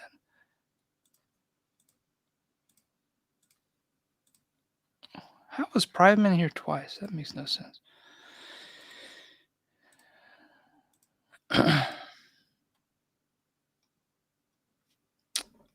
Yeah, I didn't see Sunny here tonight either. So a lot of the stuff's adding up. So I got Abomination, Adam Gomez, Astonishing News and Reviews, Bat Force, Billy Moon, 796 must have ducked out.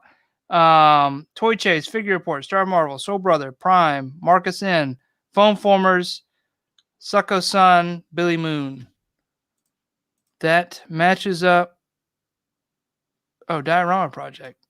Is he not in here? He's not in here. Let me add him.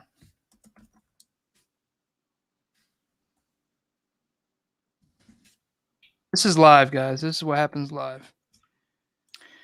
All right. Looks like Studios. Oh, Terraformer's back in here. Let me add him.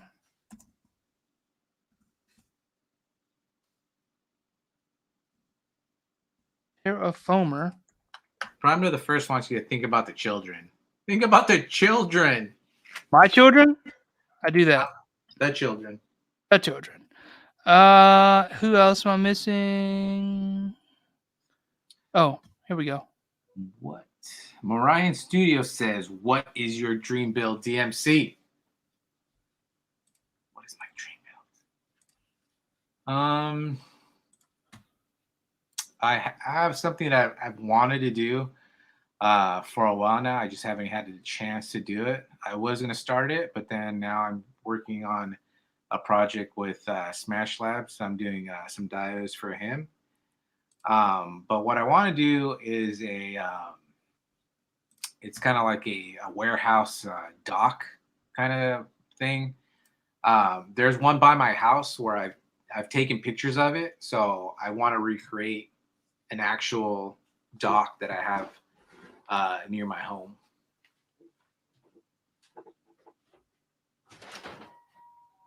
And hopefully one day I can get to it.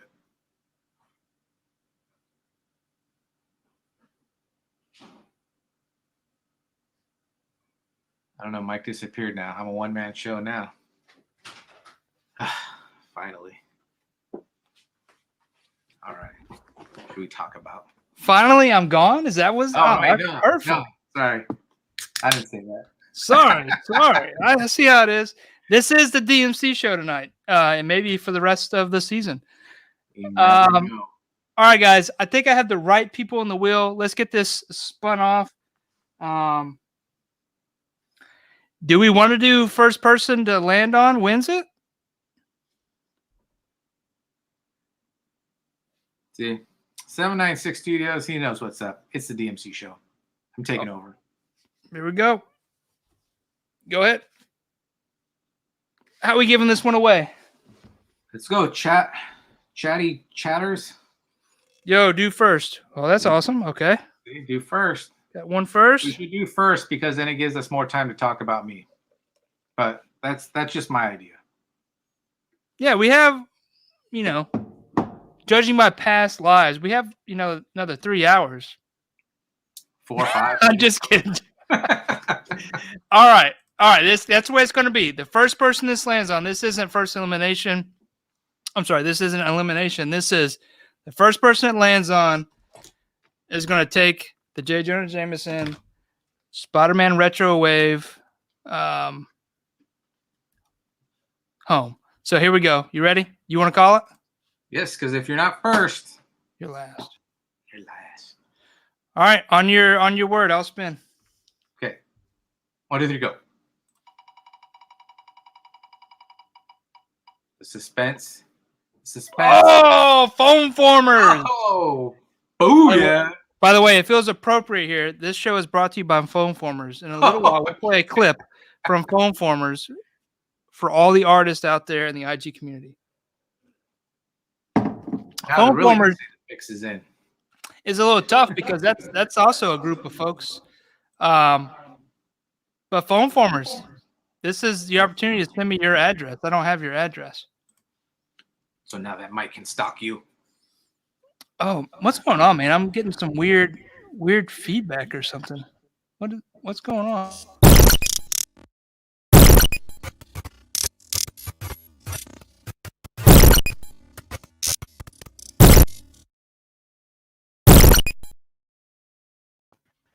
What? What is this? Oh, what is going look at this on? guy. This guy wants to interrupt my show. What the Promotion hell? over my guy Jay Jonah just now, huh? How you doing, DMC? Good. How you doing? I'm good, man. I appreciate you letting me crash the party a little bit just to talk to you and look at some of your work and talk about some of your stuff. And Mike, good to see you as well, man. What's up, dude? Yeah, we just obviously you've been watching. We just gave away the figure. Yeah. So that's cool, man. Guys, obviously me and Vasco have a long history of doing the live together. And, periodically every month he'll jump on. And he was a little late today. DMC, we should give him a lot of shit for being late because it's like an hour in. I feel like I have an okay excuse. You guys let me know. My wife is 7 months pregnant. And I told her we had shows to catch up on. So you got to keep the pregnant wife happy. So I really, I couldn't do anything about that. I'll allow it. Sounds good. Yeah, if the DMC allows it, that's fine. But if it's his world, man. We're just living in it. All right, cool. We'll pick up from where we were. So we just gave away, we're talking about DMC. We went through Instagram, Insta stocked the DMC, went back in history on some of his builds. Obviously, one of my favorites was the Pink Passion build of his, the Fantastic Four inspired diorama. But was going to dive a little deeper here. I got some true interview type questions for the DMC, and just want to explore, you a little bit more, if that's okay. Let's do it. Let's do it. All right. So not in a weird way, though. In a weird, I can make it a weird way. Not in a weird way. Not in a weird way. Oh, well, what's the fun in that? It's a family show. Oh, right. Fuck it. You already kind of explained who you are and why you do it, but was it ACBA that really got you started? That's what you said, right? Yeah, I think in terms of diorama building, I'd probably say ACBA gave me that push to just start doing my own thing, just because I wanted to do or make or take better photos. So I needed obviously a background, a nice background. So that kind of pushed me into doing the diorama. Nice. Yeah, I think that was one of the biggest things for me to get into it. Obviously, you're a collector. I think we're all collectors here. But one is something more than just the cardboard behind the photo, right? Right. And you're one of the earliest artists I've looked back, timeline-wise, doing dioramas and stuff. Obviously, there's Al figures, the OGs that you will find on YouTube.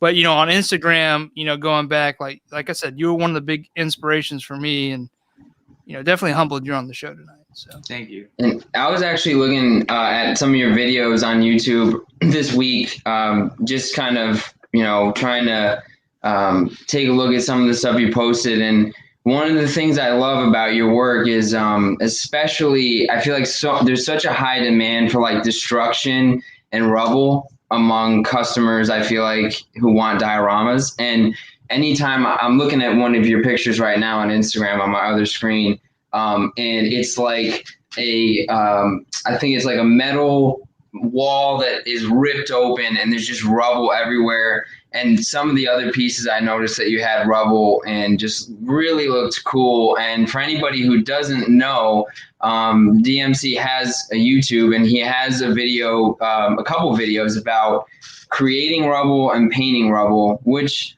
if you kind of go into that without really having an idea of what you're doing, it can be really messy. So I was watching his videos earlier this week and I thought it was really helpful to see what he had to say about that. So you guys should check that out if you haven't.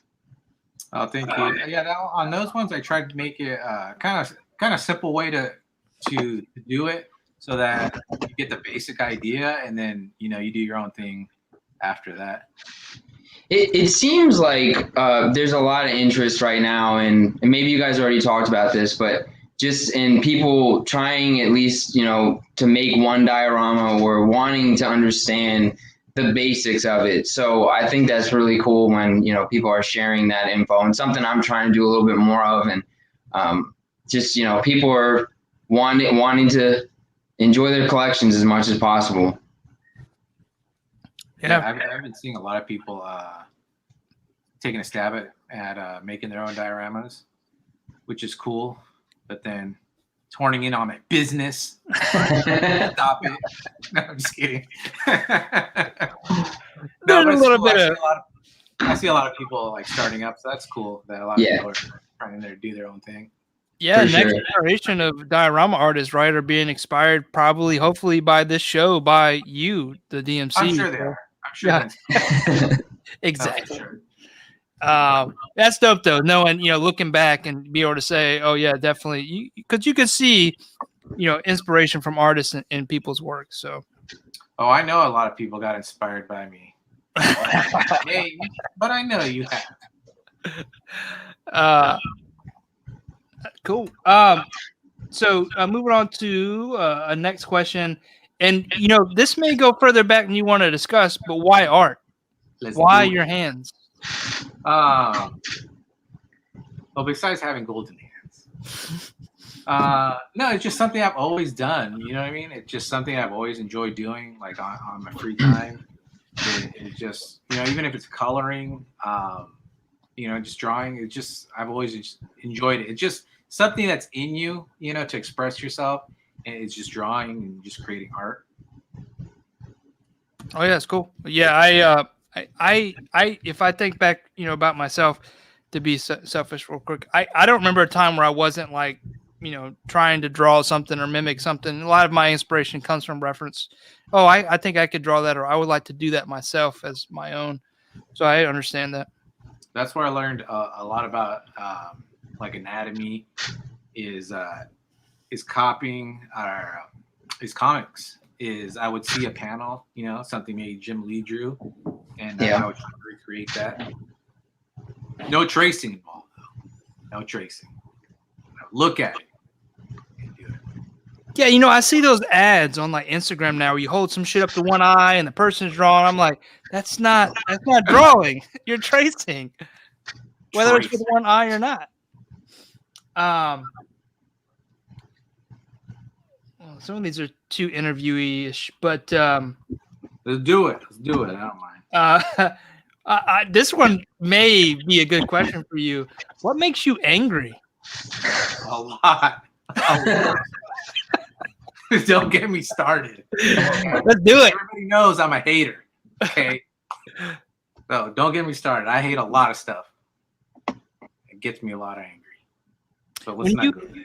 When you see work on Instagram, do you find yourself like going over it, kind of like mentally, like maybe as you were creating it, like maybe you see some of the like steps they were taking and maybe what you would have did differently? Do you think about that stuff? Maybe not share it, but do you think about stuff like that? Every once in a while, I'll see something and I'm like, oh, I would have done it this way. But it just gets your mind thinking of like, okay, if I were going to do that, maybe I would do it this way. And not in a bad way, but just like, okay, this is my way of doing it. You know what I mean? Every once in a while I see something, I might say, hey, I would probably do it this way, but it's not that much. So I mean, you guys already covered this, but DMC, do you have like a favorite build that you've done? I guess it's 2 questions. Favorite build that you've done and one that you haven't done yet, but you really, really want to try to tackle. Yeah, it was probably like the Pink Passion was probably my favorite one. There's the Destroyed Environment, like my first one that I did. That one I liked a lot. And then the one that I want to do is the dock that's near my house that I kind of want to Awesome. build. I took a bunch of pictures of it so I get some good reference on it. Yeah. That's something I want to try to do when I get time. Yeah, that'd be dope. Without a doubt. Oh, and then I want to do what I've been, because I was talking to Smash Up about it, is I'll probably do like a tree or 2 just because I want to see if I could do it, because I've seen people do trees and stuff, and I was like, okay, let me see if I can do one. Yeah.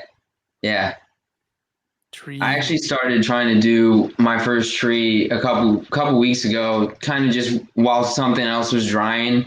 Tried to kind of cut up the base, and the trunk part wasn't too hard. But then when it came down to like the root pieces, trying to make those look really good was difficult for me. So I kind of, Mike's got it there. I have right behind where my workshop is, there's a decent woods with like a creek and stuff. And there's some really cool looking trees back there. So one day I'm going to go back there and try to like take some pictures and see if I can replicate that stuff. But yeah, those people are doing some cool things with trees. I can only assume 796 is throwing me down and saying every one of my projects is a failure. I know. But for the DMC, I think this question is really for you. I'm going to go cry.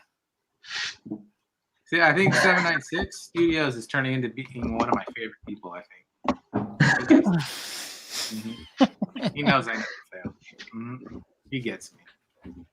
But do you have any failed dios or unfinished dios? Failed dios. Well, like I was telling Mike before I think we got on, is on my Pink Passion. Or did I tell the story again? I don't know. But that build I had to start over from scratch because the job I was working at screwed it up. People started moving it around and putting it in place where it shouldn't have. And I had to start that from scratch again. So wow. Yeah.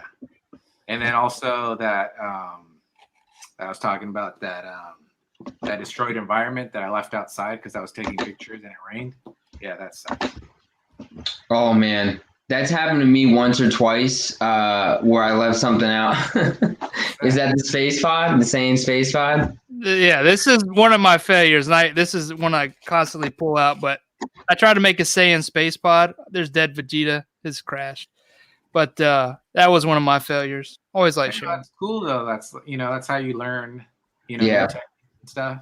Is okay, obviously that didn't work, or let me try this, Mm-hmm. It's amazing too. You're not gonna figure it out, That's right. It's amazing too when you first start too, because Mike and I have been doing this about the same amount of time. I still, within 3 years. And, when you first start out and you see other people's finished pieces, and even sometimes when you see like the work in progress on dio structure or anywhere else, it's kind of hard to wrap your head around what they're doing and even like different foam thicknesses and if someone's using a proc sign or not when you're brand new and you just don't know any of that stuff yet.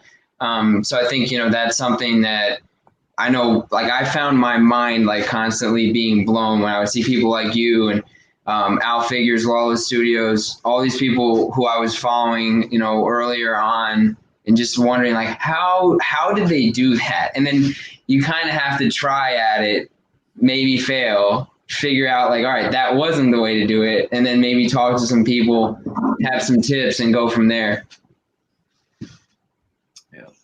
Abomination says, do you all have an easy way to do bricks? I'm sure Mike has an easy way to do bricks. But I do it all by hand. Do you use a T-square? Yeah. Yeah, me too. Yeah. Do those rollers work pretty good? I have tools. Yes, they do. The rollers work excellent. There's some force. But if you use the roller, don't you still have to like go in afterwards and cut the lines? Because it indents it, but it doesn't cut them the way that, you tell me, I've never used one. You want to take off that layer. You have that hard layer on the foam where it was made. You want to get that off, or so the 2-inch foam is the best, right? If you split that in half, it's really soft. And if you get firm enough press, you can do it. I use it on a lot of my builds. There's still enough impression to get if you use like a mortar type, material. Okay. The mortar, you can still get it in there. But I will say that is a challenge. You want to press hard, but if you're just trying to get bricks, you can buy these already printed for like $10 at a much bigger scale, and you can have your brick wall if that's what you want. That is to answer the question. That is the easiest way to make bricks.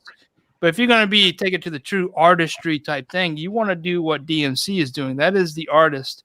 He is doing it by hand. He is measuring and cutting the bricks precisely, with a straight edge and the sharp blade.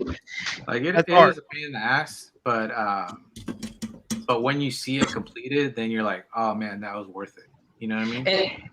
100%. And don't you guys think too, like pretty much anything that you do, there's always fundamental skills that are not necessarily the most fun things to practice. To me, brickwork falls into that category to a certain extent. I kind of do like doing bricks, but after a while, it does get tedious. But I think it's kind of like a rite of passage for someone who's a dio builder, like to do it by hand at least for a while before they get some of these other tools. Yeah, one of my first pieces was what Mario's saying right here: T-square and a big pin. Oh, wait, big velocity. I don't know what that is, but I used a big pin, and it looked good for my first piece. But you can find tools to make these. It doesn't have to be what we're talking about. As long as you got a straight edge and something sharp, you can accomplish a lot.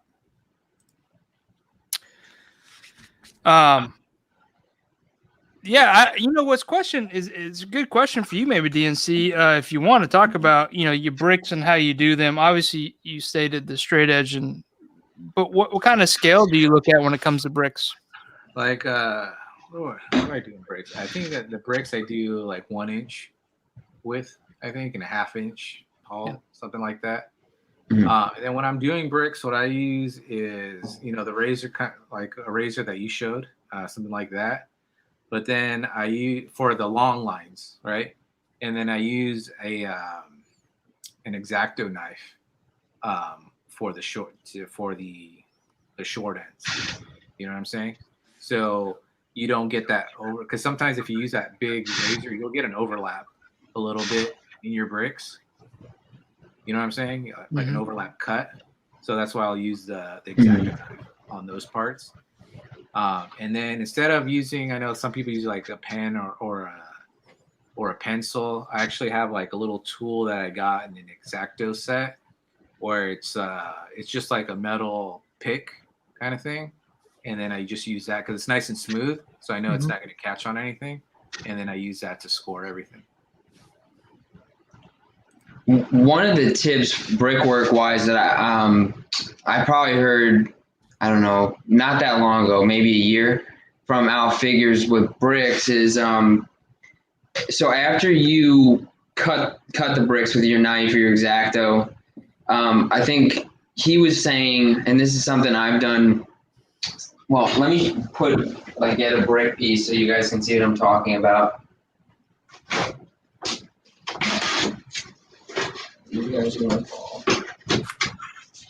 Okay, so like with something like this, what he was saying is what you want to do is do the vertical lines first. So like if you have a pencil or whatever you're using to like imprint after the cut, and then if there are any imperfections from that, when you go across horizontally, it can sort of fix some of that stuff a little bit. So, if you have like a slight overcut, like what DMC was just saying, if you do the vertical first, then the horizontal second. So if you did every single brick vertical first and then go through, it can fix some of that stuff some of the time. If it's like a ridiculous overcut, it's not going to help. But just something I've been trying out. Yeah, I couldn't do that. It would totally throw me off. To me, it would throw me off, I think. Yeah. I'm used to usually doing the other way, the long cuts first. Yeah. And then doing it the other way would just throw me off, I think. Yeah, I'm kind of with you because my mind is looking at it from the direction you are, DMC, but I understand the direction, but it would throw me off from just I guess procedural type thing. What is this? Oh yeah, the bed joints always go a long ways. See? All right. So back to these questions. Is the artistry life? This is weird. Is the artistry life lonely? I that's an odd question, but it's in the group of questions. Maybe for some people, but not for the DMC. Yeah, I saw your Facebook post. You were like in a limousine last week with all the ladies. I got hoes in all different area codes. Okay, so I'm just putting it out there. So no, it's not. Diorama game is not lonely at the top. For some people, but not for me. Nope. So you don't do this full time, right? Would you ever love to do this full time? Oh yeah, I would love to do it full time. It could happen soon. We don't know what Smash Labs is cooking up, but no, like I don't do it full time. I would love to do it full time, but if I did, you would know because I'd be posting like every day, and you would see more stuff from me. You know what I mean? But yeah, it would be. I'm sure every diorama maker would love to do it full time if they could. You know what I mean? Yeah. Just for the fun of it, the artistry of it. But as of now, no. So I know Chris posted it today, but I don't see him in the chat. But they are doing phenomenal things. I know we talking about Smash Labs for a second. I think that's a great segue into what they're doing. Since he's not here, do you want to give your version of what they're doing, or can you share kind of what's going on? I've seen some lives with him, but I was like, I don't like to share it because it's like his thing. Plus, I don't know if he wants to makes sense put it out there. You know what I mean? Because he's working on stuff behind the scenes where hopefully in the next couple of months he can put it out there, like exactly like what he's going to do. I know. I think he talked about it on ToyingAround a little bit. Yep. But yeah, it's mostly his thing, so I like to give him the opportunity to talk about it. Yep. But it's a community based kind of thing where he's trying to get people together to create things for people who not necessarily might be action figure collectors, and it's mostly to help like kids with action figures, with the help of action figures. Just the positivity around what he's doing is really engaging. Several of his videos, and I'm going to lump this into Smash Labs, not just Chris, has really like, I watched the videos and was like, I just got mine effed. And now I'm wondering like, what am I doing with my life? So what he's doing is impacting people. I hope he knows that. So, Smash Labs is obviously. I've told him that, and my prop giveaway was part of his infectious positivity, which I told him, I'm like, I'm a hater. Like, come on, like I'm turning into a positive person. What the hell? You balance out the equation. Yeah, you are Mr. Anderson. No, I'm sorry. What's his name? Mr. I don't know. Anyway, you know what I'm saying though. The Neo equation. But yeah, no, he knows. I think he knows. Yep. Awesome. Yeah, I definitely like what they're doing. So thanks for just talking about that. Definitely exciting. I'm definitely excited to see what they're doing. Obviously, they're building an extravagant team. They got the DMC on, Uncanny, Chris, obviously with Smash Labs. So sorry if I'm forgetting some other folks, but I bring the credibility to the there team. you go. There you go. There's the cred. I'm, since it's, it has to do with action figures, obviously, we need some dioramas to go along with it. So that's why, bring me on board for it. Awesome. All right. So this is one that it seems to be a crowd pleaser, but this is probably an obvious one. Obviously, obvious one, if I can talk. What superpower would you have and why?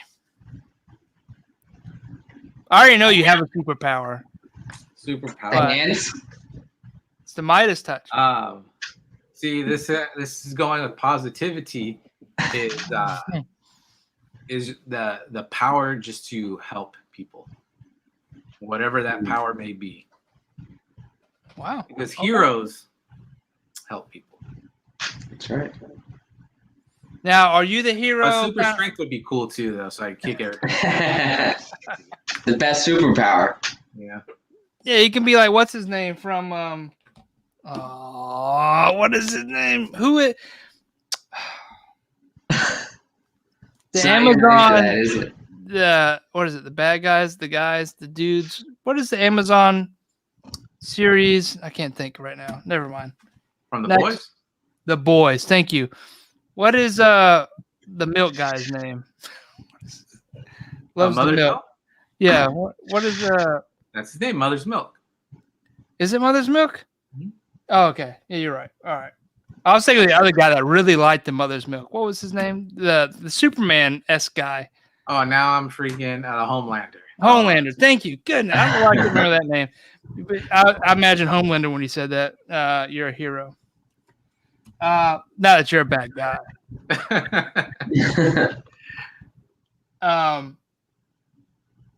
You know what? I want to change the subject a little bit. And, we talked about this stuff earlier. Now that we're talking about Homelander and flicks, we talked about the Snyder Cut.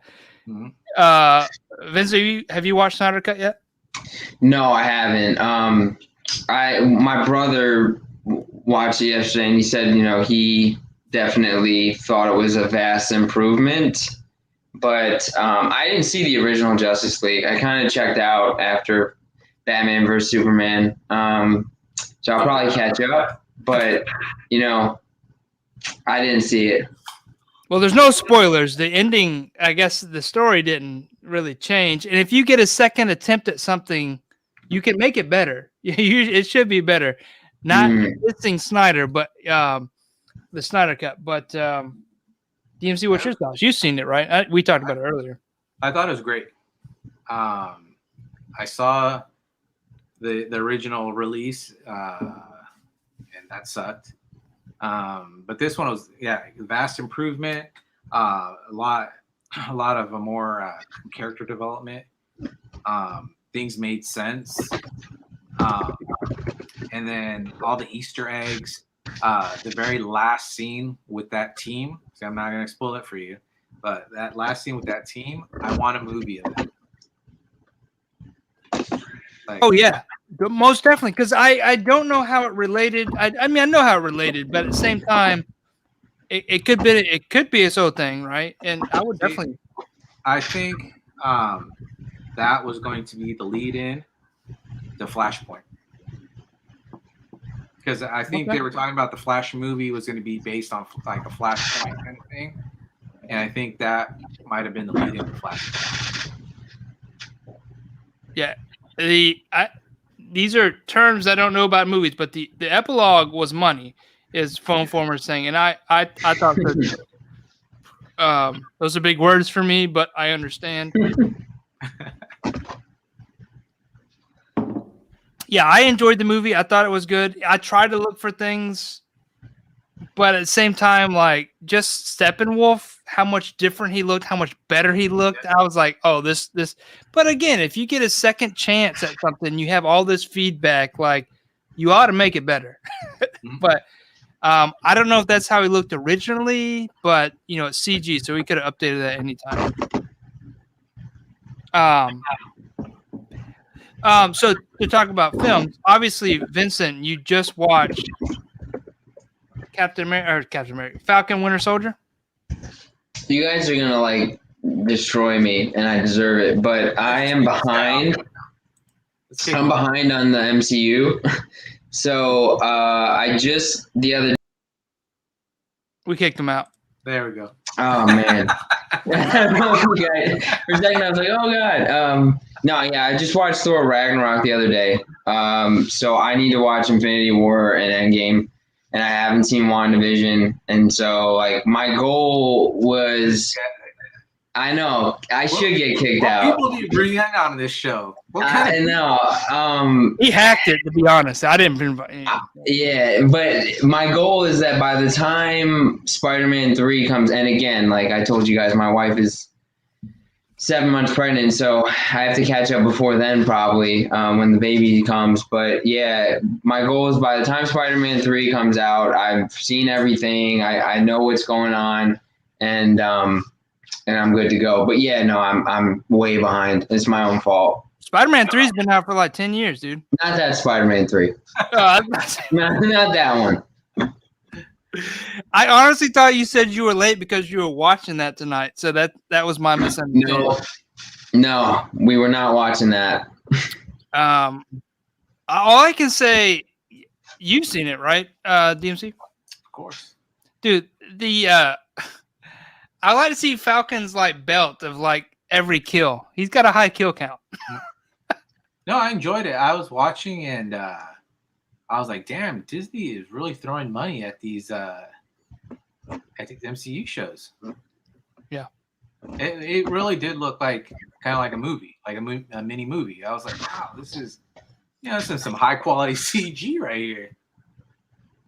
Yeah, I would say they opened up very great. Not to get in, this isn't a review of it, but they opened it very great, very action, and then they dove into kind of like the backstory that we wouldn't really see about these two characters that a lot of people are interested in, like Winter Soldier specifically. Like, there's a lot that obviously, he's got some mental health issues, and he reasonably right. Why? But we get to see some of those, right?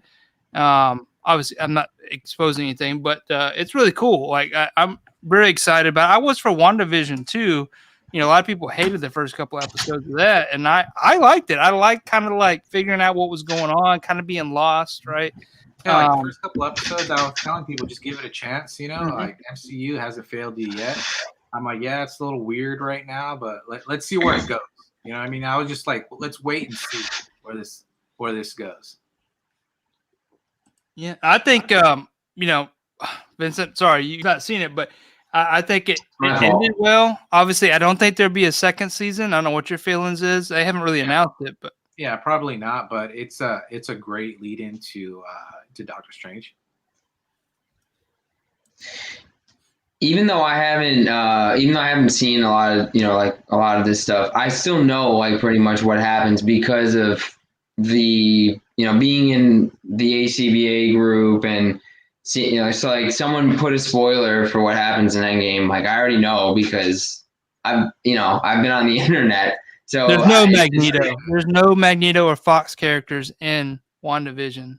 Well, I'm always on the Tuesday crew stuff with Unparalleled, so I always like watch. Every episode that he was like going over, I was like, all right, I basically have an idea of what's going on in the show just based on what he was saying about it, and it's fine. I'll still enjoy it when I watch it. Well, you will. It's good. I mean, like DMC was saying, he has not said a single lie on the show.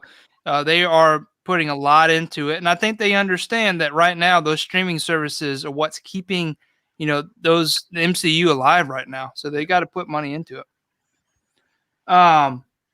So we were talking about some questions earlier. We did get sidetracked with some of the MCU stuff and the Warner Brothers, whatever that is. Do you think we'll see a sequel to Justice League? I'm glad that what I'm reading, some of the online stuff, what Snyder wanted to do with the sequel to Justice League, I'm glad that is not happening now. Really? He wanted Superman to have a son in the next one, but then it was really going to be Batman's illegitimate son. Oh, wow. That son was going to be Batman. I was like, well, I'm glad this was crap. Wait, there was a lot of hinting around that. Now watch. Yeah. Oh, I don't want to expose anything. With that, this is going to be a spoiler, but I'm throwing it out there. When she opened that drawer and it was like right in your face, a pregnancy test, I was like, what is that about? Yeah, there's a lot of empathy. And then the whole thing with like, what happened to her with, the Batman conflict with, Ben Affleck, I wasn't really understanding, but that kind of makes sense. But I'm glad they're not making it now because that is absolutely stupid. Did that happen in the comics? No, I don't know that. But I'm like, Batman didn't have no illegitimate son with Lois. No, it makes no sense. But doesn't he kind of have a flirtatious relationship with her, or Bruce Wayne does at least at some points? He flirted with her, I think, only to piss off Superman. Wait a minute. Bruce Wayne is Batman? Well, actually, Batman is Bruce Wayne. That's right. You sure? Bruce Wayne is the disguise. Batman. So is Superman not Superman? No more spoilers for you. We can't. Oh, man, I need to watch these movies. So we talked about it earlier. Going back to some of the questions to deviate from my ignorance. You talked heavily about research. Can you elaborate a little bit more on the research you do for your dioramas? Basically, it's all internet.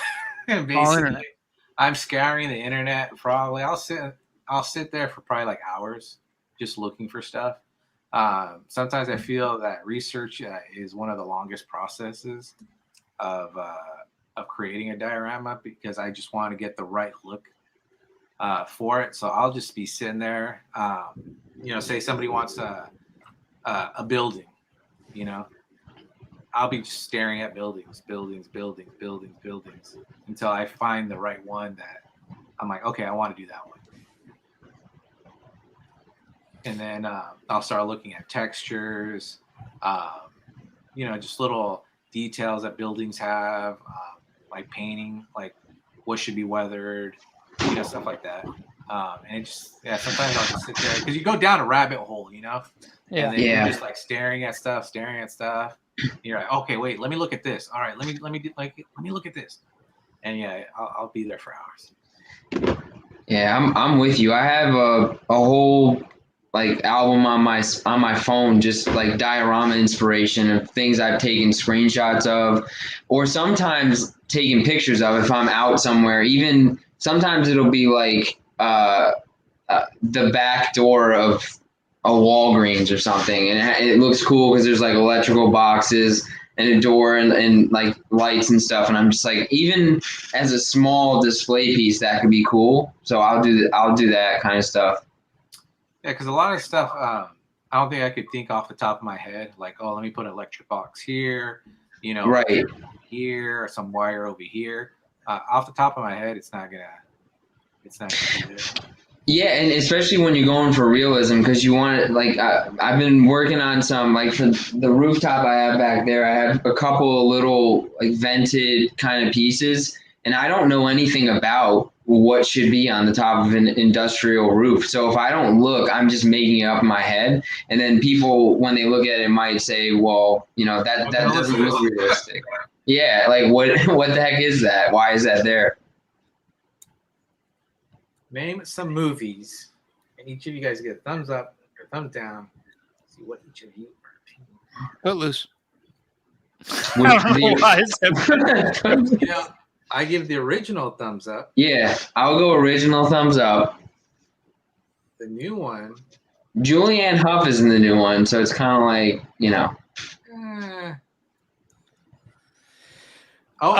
Suicide Squad.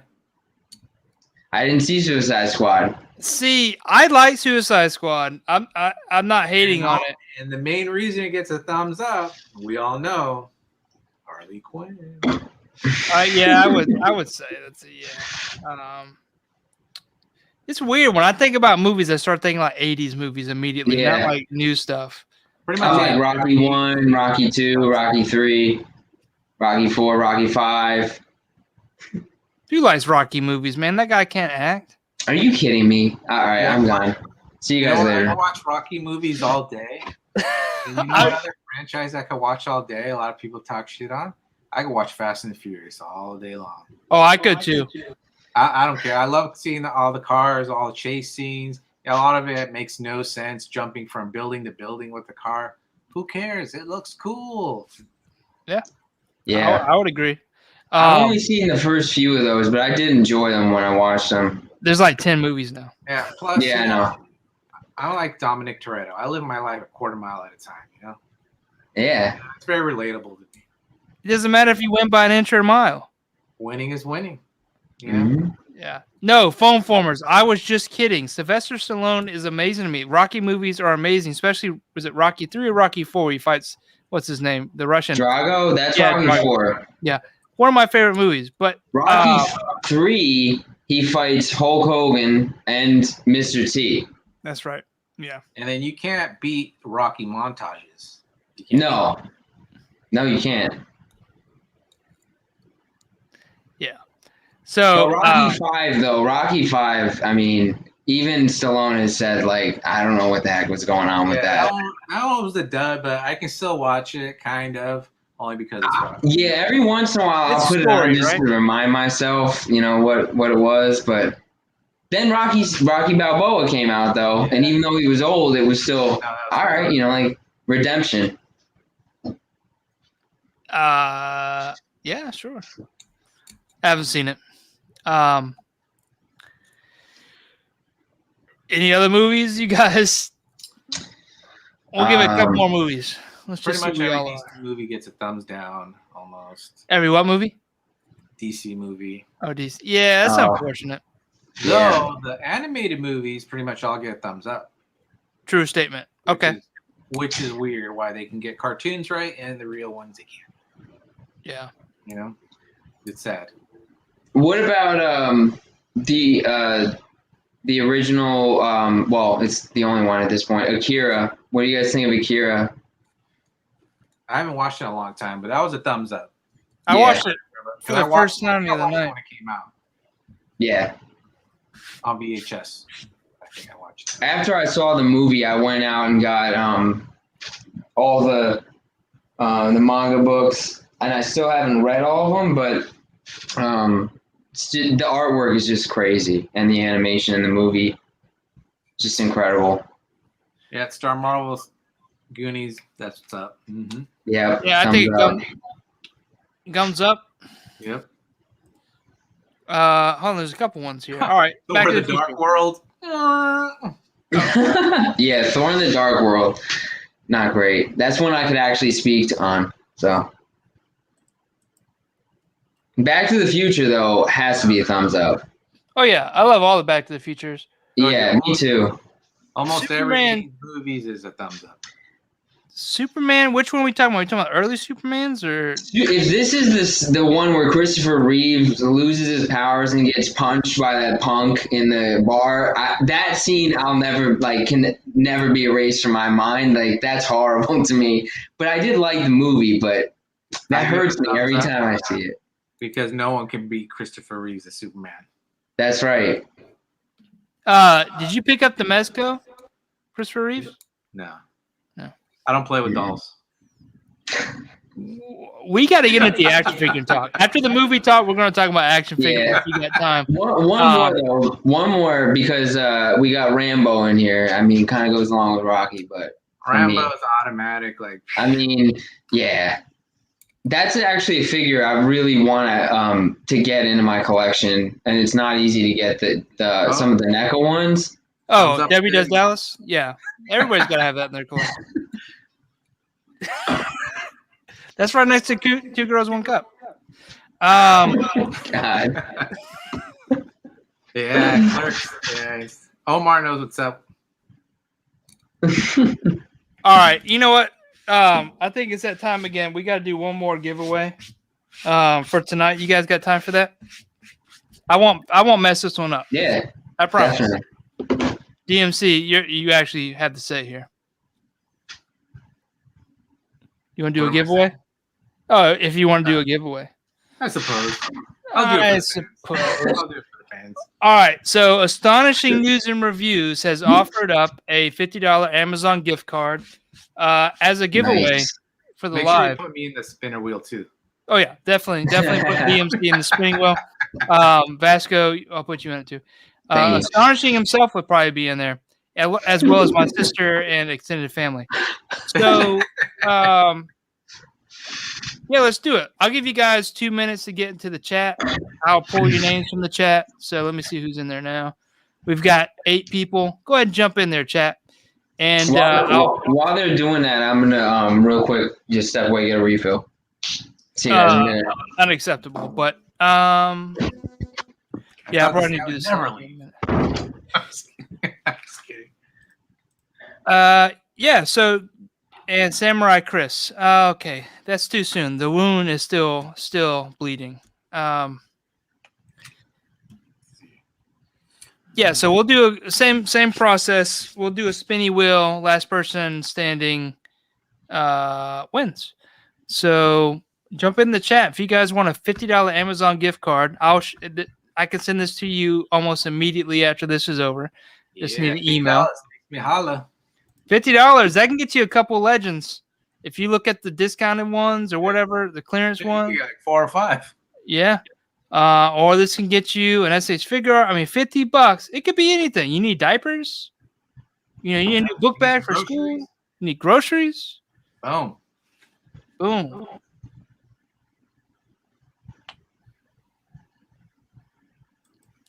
Mario left. He's right here. What are you talking about?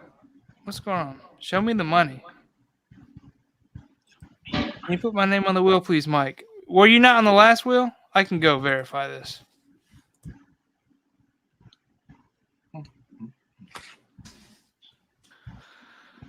Ooh, Mario wasn't on the last wheel. You got disqualified. Oof. DMC said you weren't cool. He now says you were cool, so you can be in. Yep. He's a top fan. All right.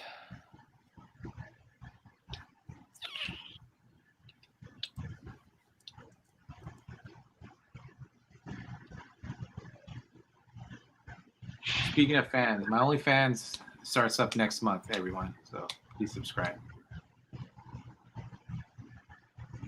There you go. I'm just kidding. I'm just kidding. Dude, I have to roll with that. I never know. All right. That's good. I have everybody, I think. 1 more minute, guys. I'll pull you in. The list. Yeah, 7-9, you're in here. Who else we got?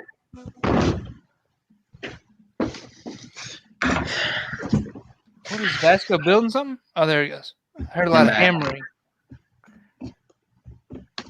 All right, 30 seconds, guys, and whoever's in the chat will be added to the spinny wheel. 796, I want to take you out. You see my message. People tell their friends. Checking messages. The giveaway. Discard.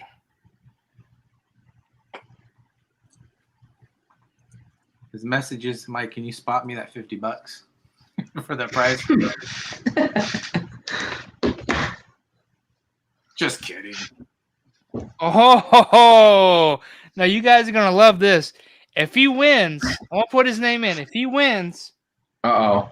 I'll make it 100. So I want to clarify. You mean you'll give yourself $100, or you'll throw 100 in and we'll respin? Oh, looks like somebody got his stimmy. Yeah. Well, that is very gracious of him. Hey, I'm all down. I'll make sure you're in there. That's awesome. Opt in. B Barnes. That's Barry Barnes. And as these people see, this only happens because I was on the show tonight. Absolutely. Right. There's no other reason. That's right. Only reason we are here on a Saturday night is for DMC. Yeah. If he called me and told me he couldn't make it tonight, I would have took a break. No show tonight. No show. There's no one that can fill in for me. There's nobody. No one. No one can replace. All right, guys. Got names. We're adding them in. We're going to spin this. And just to make sure, Astonishing News and Reviews is in. I don't know if he wanted that to be a surprise or not. I didn't ask that question, but I've exposed the secret. And he will be included. So you guys might want to root for Astonishing News and Reviews. Let's make sure I got the right people. Soul Brothers, Star Marble, 796. Am I missing anybody? That looks like all the people I see, guys. Is Bat Force in there? Bat Force is in there. Vasco, why are you in here? I don't know. Win DMC's like in here 3 times. What's up with that? Anyway, it's $100 on the line. DMC on all stream is moving forward. Yeah. Here we go. Yeah, we'll make it a podcast. Let's go, guys. All right, let me share this real quick. Oh, this I don't share over there, obviously.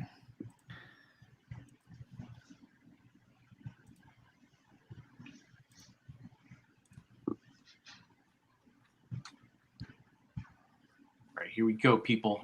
All right, so to keep myself straight, we have what is this random entry? 796. Your name. All right, this looks right. Let's go. What's that?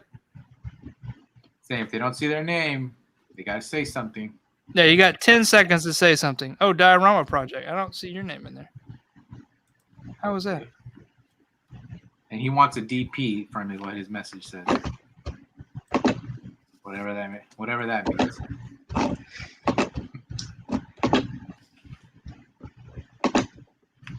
Diorama Project is a DP.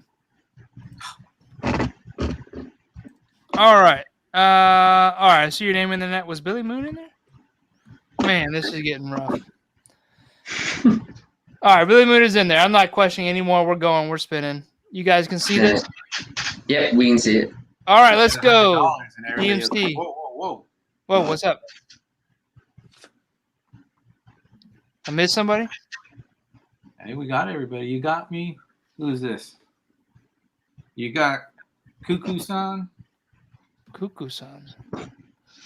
He's not. Oh, no, he just popped in. I'll add him. It's just like Cuckoo. Son. All right, that's it. No more additions. That's it, right? Cuckoo-san. Yeah, Rojo54, because he said I don't exist. I think I'm dead.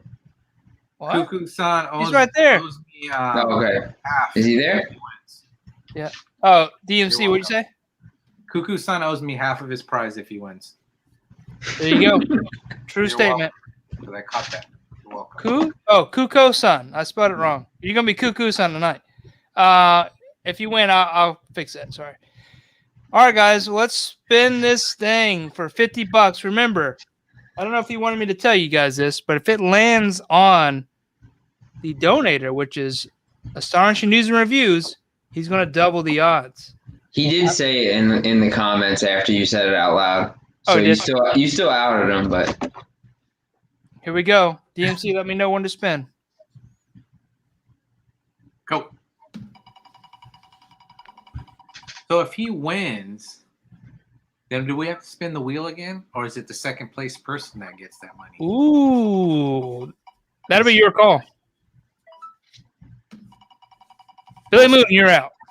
All right, we'll see when we get there. We'll cross that bridge when we get there. Gonzo, you're out.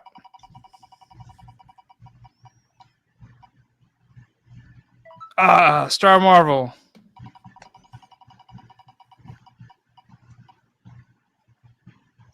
Can't win them all.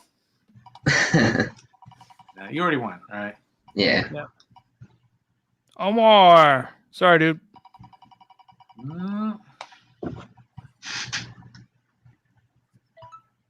Toy chase. Let's chase another toy.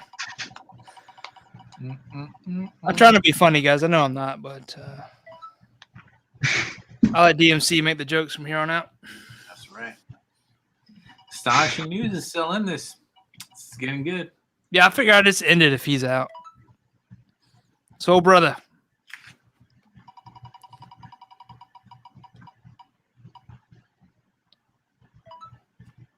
Oh, there goes half your money. All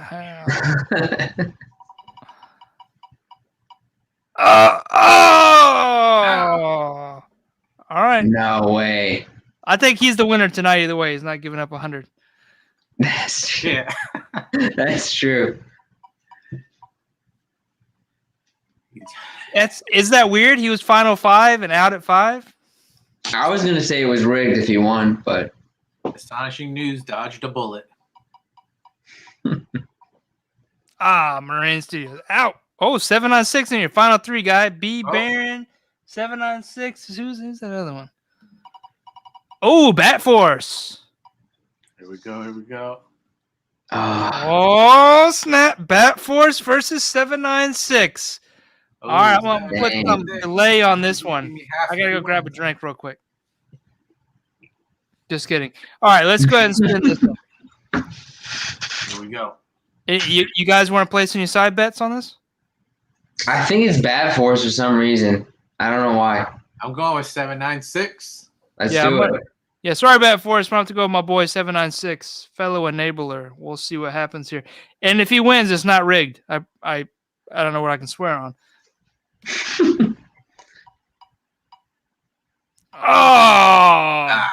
Bat Force takes it. All right. I had a feeling, man. Hey, Bat Force, hit me up with your email. I'll send you that gift card. It's awesome. Dude, that's an awesome win, dude. That's really And, cool. yeah. Again, Remember, make you won sure, that good on the faith, DMC but show. go follow 796, not 796. Follow 796, but also make sure Astonishing News and Reviews gets your follow. He actually made that donation, so that gift is from him actually. So please make sure you give him a follow. What would you guys have gotten if you won that? What would you have bought? If I would have won, Yeah, if you would have won, what would you have bought? I'd have put it towards my monthly payment on my Amazon card. Gotcha. No, I'm just kidding. I don't know. Diapers? I probably got Yeah. some supplies, Yeah. like some, paints or brushes or something. Ooh, that's a really I- good question. I told Mike this a couple weeks ago, but I'm probably gonna get a second 3D printer at some point soon. So probably would have went towards that for me. Oh, nice. Yeah, sorry guys, if your name wasn't in the participant list, like it was live active, you weren't in there at the time. So We tried our best. yeah. Yeah. That's an honest question though, is, and I like where this is kind of heading, is how much of your supplies do you buy from Amazon? Quite a bit.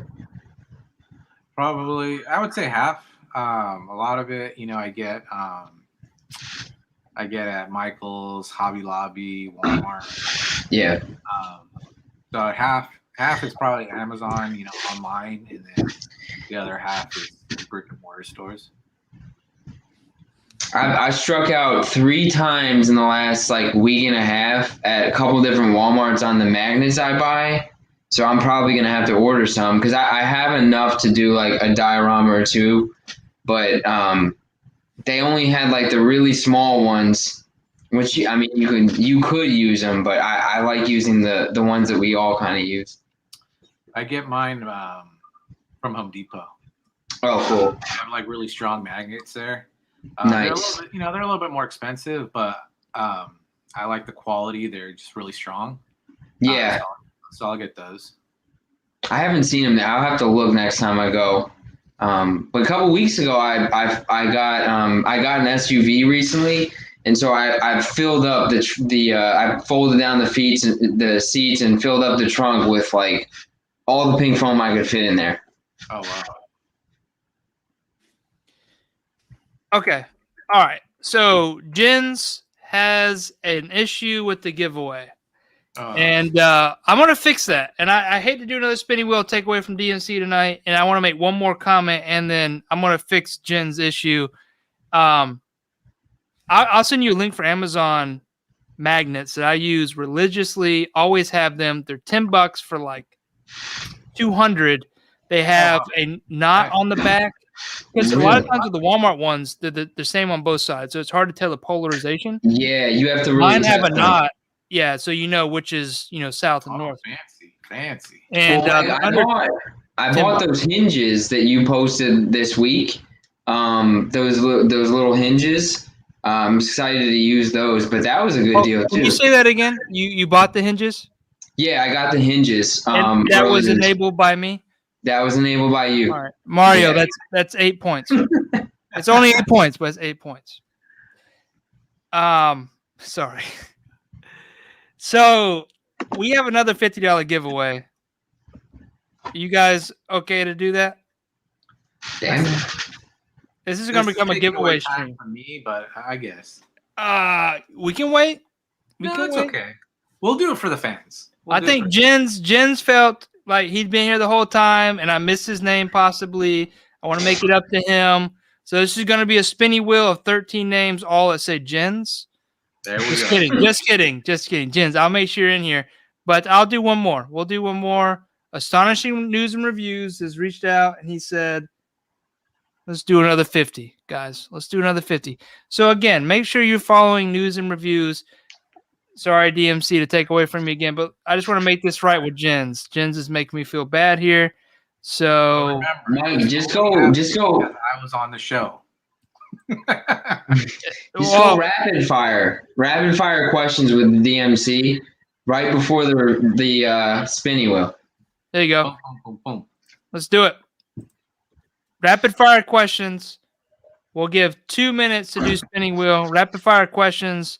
We'll answer so fast you can't even hear the question or answer, excuse me. And I need 2 minutes anyway. So DMC, you have the show. You already had the show, but now you have the show. Actually, I have a question for you if you don't mind, DMC. Yes, sir. So, I was talking about the rubble earlier, but I think like for beginner dio artists, it's kind of important to understand the thought process behind rubble, because it's not just as simple as like taking cut up bricks and throwing it on on a surface. There's really some thought that goes behind it, and I'd just love to hear your insight on that. Like for that destroyed environment that I did, one of the first ones I did. I put a little bit of thought into it in terms of how I wanted it to look on camera, when I was setting up shops. Yeah. Where I wanted the rubble more to be off to the left and the right. And then the center is where you would put the figure in. Mm-hmm. So that you could see the back. You could see like maybe a white background, or if you wanted to make it blue or whatever. So I think about the design, the shape of it. You want to figure out some kind of shape. Yeah. And then just start laying down your foam. And for those environments, it's not just some people I can tell they're just throwing their scraps on top of it and calling it a day. But for most part, I would say at least 75% of all that foam that's on there on the rubble is carved some way that I've made that shape purposely. And when you do that carving, are you painting some of that stuff before it goes onto the final surface, like separately, or do you lay it all out, blackwash it, and then paint it? Yeah, I lay it all out first. I just like to see everything. So I'll glue it all together. I just build it all. Yeah. And it is. In which it would probably be smarter to paint pieces before I put it on there. But I'll paint it after, and it's a pain in the ass. But I'll just do it that way. I just like I just have steps on everything. I like to build, then paint. So when I paint things prior and and gluing it down, it just like totally throws me off. It is nice to see everything together too. Like it does make it a little bit more challenging when you've got everything glued down, but at least you can kind of say like, here's what it's going to look like, and it makes you kind of almost more excited about painting. Because I've kind of done it both ways on recent projects where I've tried to paint pieces separate and then install them, but I kind of do prefer seeing the whole thing, even like blackwashed. Like, okay, this is what I'm doing. So it's interesting. There's some parts that I'll do. I will paint prior, which isn't a lot, but I will do because I know it's going to be a pain to paint it later. Yeah. Because there'll be something like in front of it or behind it, and I'm like, it's going to be impossible to paint it nicely. So I better just do it now, and then If you're worried about paint bleed, do you ever use like some of the painters? Well, it's kind of like artist masking tape you can get at Hobby Lobby, or just like painter's tape or anything like that to prevent that paint bleed. Yeah, I'll use depending on what I'm doing, I'll use like the regular blue painter's tape. Yep. I've used that to if I'm painting like half walls, like half the wall is gonna be white, the other half is gonna be green, I'll use that paint to make that line. We have Mike's got it on the screen. Good question. Where do you source your shipping boxes? I just get them from Walmart. Yeah. I get them from Walmart. Depending on if it's really an odd shape, then I'll go to I'll either make the box, I'll break it down or cut it, or I'll go to UPS store. The UPS store has a lot of oddly shaped boxes, so that can work out for you too. Definitely. Yeah, I buy mine from Amazon. They always have like, for some reason, scratch and dent boxes, Amazon warehouse, and I'll Okay. buy the 24 by 24 by 10. Consistently, there's always some damaged ones that are passable. They're not truly damaged. They're just like missing Yeah. the box for like $30, and you get a pack of 8. Like those are huge boxes for dioramas. They have other good deals too. Like I think I one of the packs I got for a 25 pack was like 20 by 15 by 10, and I want to say it was only like $25-$30 for a pack of 25. So like a DTOF dial will fit in that, no problem. Which I've done a lot of, so I would just like kind of stock up on them.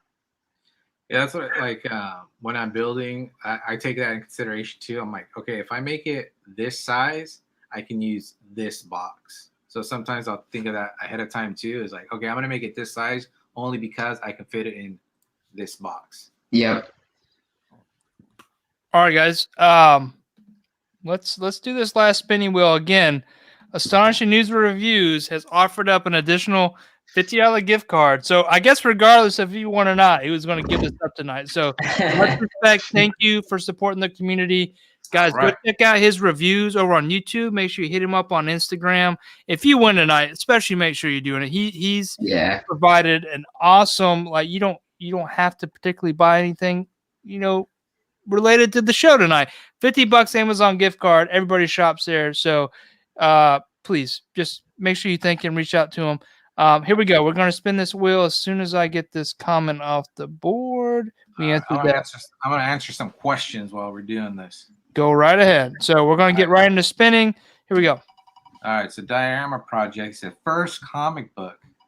All right, well, I'm older than I look, but my first comic was actually a Marvel Universe handbook. That was one of the first ones that I got, and those came out in '87. And those were basically an encyclopedia of the Marvel characters. Very cool. So that was my first ones. And then let me see. And Adam Flores says, "Do you guys have any favorite X-Men storylines?" Well, for me, some of the classics, of course, Dark Phoenix Saga, Days of Future Past. Like recent, somewhat recent was Astonishing when Whedon was writing it. What else? I haven't read it yet, but I want to do, The Powers of X. I heard really good things about it. I want to try that out. What about you guys? Any X-Men? And then if Jim Lee draws it, it doesn't matter what. I don't care what's in the word balloons. As long as Jim Lee's drawing it, that's good for me. That's honestly like how I feel about it too. Honestly, like if it's X-Men, I'll take a look at it. I just love the X-Men and I love Jim Lee stuff. Matter of fact, my wife actually, I got the Batman Hush Mayfix figure, and I loved it so much that I was like, I've never read Hush, so my wife got it for me for my birthday. And I just got through that this week, and it's just incredible. The artwork is just incredible. I mean, it's mind blowing. I got the black and white book of it, and Jim's pencils like raw like that. The one that I got had a lot of the extras at the end like that. You could see kind of like the pencil drawing. It's just crazy, honestly. I think I have so many copies of different variations of Hush, like the different, like the actual comics, all the second prints, the trade, the hardcover, the behind the scenes. The one that I got is like this book, which I really like. It has a lot of extras in it. You can see it with the glare, but it has like this instant message or email conversation at the beginning of it between Jim Lee and I forget who the other person is here. It's interesting. It's really interesting. So I always love when you get extras like that. Hey, just to interrupt real quick so we can get this off and get back to the show. Again, much appreciation, Astonishing News and Reviews. huge. I'm gonna go ahead and just say he's a sponsor tonight for donating $100 to the giveaway. Him and Toy Maestro have been excellent at giving back to the community via this show. So thank you, DMC, for making sure everybody's here, and thank you for those that have given away. So, Cuckoo Son, hit me up, Instagram, High School Creations. Link is in the bio. Give me I don't need your address, but I need your email address, your electronic mail. And I will send you that gift card once I get it from Astonishing News and Reviews. He'll probably have it to me tomorrow, but either way, you're going to get it. Thank you for coming out and supporting the artist tonight, DMC. And thank you all for playing our game. Look at this. 796. Got a good question here. He's a little. There you go. He's getting a little nosy right now, but we can talk about this. Okay. Yeah. That's actually a good question. A lot of people really don't talk about. Can you discuss pricing? I don't sell my diodes, but might start. Are you sure you don't sell them? I swear this guy sells diodes. I was gonna say the same thing. Is that a joke? I swear I saw this guy selling diodes. I thought he sold. No, diodes Mario doesn't sell diodes. Like really? he hands them out like candy. So if you want one, Well, just he ask should for one. sell them. Oh, He well, should. if he's giving out for free, then I'll take it. No shit. Yeah. How do you determine pricing? That's really up to you. Like, what do you think you're worth? You know what I mean? Like I tell people, when they hit me up, it all depends on the complexity of it, the size. Those two are the biggest things. And I'll be real. Is I get ghosted a lot. Because my prices are high, and I'll tell you that my prices are high, and I know there's a lot more people that'll do it for cheaper.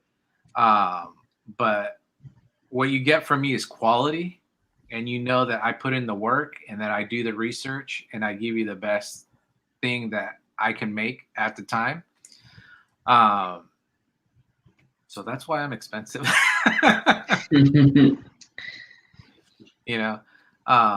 But yeah, it depends on you on what you think you're worth. I also decided to bump up my prices only because I want to bring more legitimacy to dioramas, because people have no problem dropping $300, $400, $500 on a custom figure. Right. But if you tell them, oh yeah, mine, let's say $200 for this diorama, oh, that's too much. But you just spent $500 on a 6-inch figure.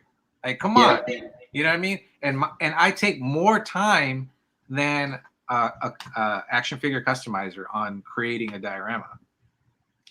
Like, what is the deal? Why? So I was like, no, we're not gonna do that anymore. I'm with you 100%. I mean, whenever someone reaches out to me, what I tell them is, like, basically the two biggest determining factors are size and details. Like, if you just want, brick wall and, concrete, concrete floor, no detail, like, that's going to be much different than the destroyed version of that with windows that are custom designed by me, 3D printed. I got to install plexiglass in the windows. Maybe I crack the glass. Maybe there's rubble, like all these things, like all the extras. We all want the coolest display for our dial, but it comes down to like the thought process that goes into planning it out. Also, the communication that you get from the diorama artist. I think I would expect, like, all three of us, when someone tells me, hey, we're commissioning a dio, they get pictures from me every single time there's some sort of significant update, because I want them to know, like, hey, you're giving me $300, $400 plus shipping for a diorama. I want you to feel like you know what's going on because you are investing that much money in the project. Usually, like, when I'm doing those commissions, I want you to leave me alone. Yeah. Like, I'll give you updates. If you ask for updates, I'll give you updates. Yeah. But if I feel like I need to give you updates, then, I'll give you updates. One of my favorite people to work with is The Amazing. because he just lets me do my thing. He's like, here, I want this, and that's it. And he won't ask for any updates, because he knows, that I'll do my thing. We'll talk about it in the beginning. Can I do this? Maybe halfway through, I'll be like, hey, I want to do this. Can I, do your thing, whatever. But he'll just lets me do my thing. He's great. He's really great to work with. He's amazing. He is amazing. Yep. Hey, so hold on 1 second. Prime Mario, you're in here. If Bucky Barnes buys that rooftop and background from Vasco, that's points for me. I'm pretty sure. It's gonna be for sale, but I'm not ready to post it yet because I'm doing something a little bit more ambitious this time. Anyone who's been looking at some of my story stuff will see like what I'm trying to do with that. But yeah, that and the background that you see kind of above it, that's a custom design. Not anything super advanced, but it's something else I'm selling. So the backdrop is going to be $30 a piece, and it's 30 by 16 inches. So you can use it, for toy photography and things like that. But yeah, that's going to be for sale at some point. I'm just not ready to put it up for sale yet.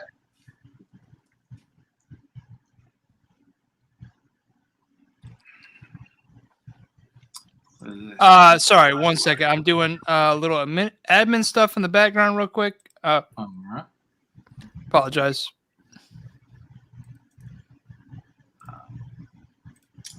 Yeah, and all you people that ghost, I hate you. All right. Whoa. Just a little statement, guys. I posted and pinned Astonishing News and Reviews' YouTube channel. Please take a minute and go subscribe to him. At the same time, go subscribe to DMC as well as Vasco Toys. 3 things I'm going to ask you to do. If you can do that for me, don't worry about my channel. Go subscribe to their channels. Please give them some love. And do worry about High School Creations channel and the DMC. It's all about you guys. It's all about DMC tonight. Well, and the thing is, like, the DMC's channel, like, you could really learn some important stuff there. Like, I was talking about the rubble piece just as an example, but there's a lot of YouTube channels out there that will actually teach you what to do, and that he has content there that will teach you what to do. And I try to explain it in English. A lot of people try to get complicated with everything. I try to make it as simple as possible, so you pretty much get the gist of it, so that you can just try it on your own and get your own style of it. Definitely. Thanks, Adam. Thank you very much. Yeah, I'm waiting for my commission by Adam. What's going on, Adam? If you want to call me out, I'll call you out. How often do you post videos, OG YouTube? I think yearly. They get views though, right? I haven't done a video in a long time. Like I said, I wanted to do a video on that Black Pearl one, but I just totally forgot. I thought about tutorials, but then I was like, what tutorials could I do that, everybody's already done, oh, here's how you do bricks. This is how you do this. So I don't know. But just because like people are saying, you haven't seen a video in 3 years, it doesn't mean it's not still relevant content. Like you can still learn something from it. Mm-hmm. Oh, for sure. Abomination says he's waiting on your pack. Yeah, I was just hitting him up on Instagram. I thought I sent him a pack. I didn't send him a secret pack. Well, he already said he's behind on his stuff, on sending out stuff. So it could be on the pile back there. Oh, no, okay, sneak peek. This is a pile for the next Thursday unboxing with Toying Around. We have an Enablers week, the first Monday. Was it April 1st, guys? That's all for them. So what do you got, like 30? On those Plunderlings, I was going to jump in. 30 what? I thought you were gonna do a giveaway on those Splenderlings. Oh man, those Splenderlings are for me. I can't wait to open them. I got 2 Spawn figures. I got Bob Ross. Oh, nice. Bob Ross. That's a giveaway.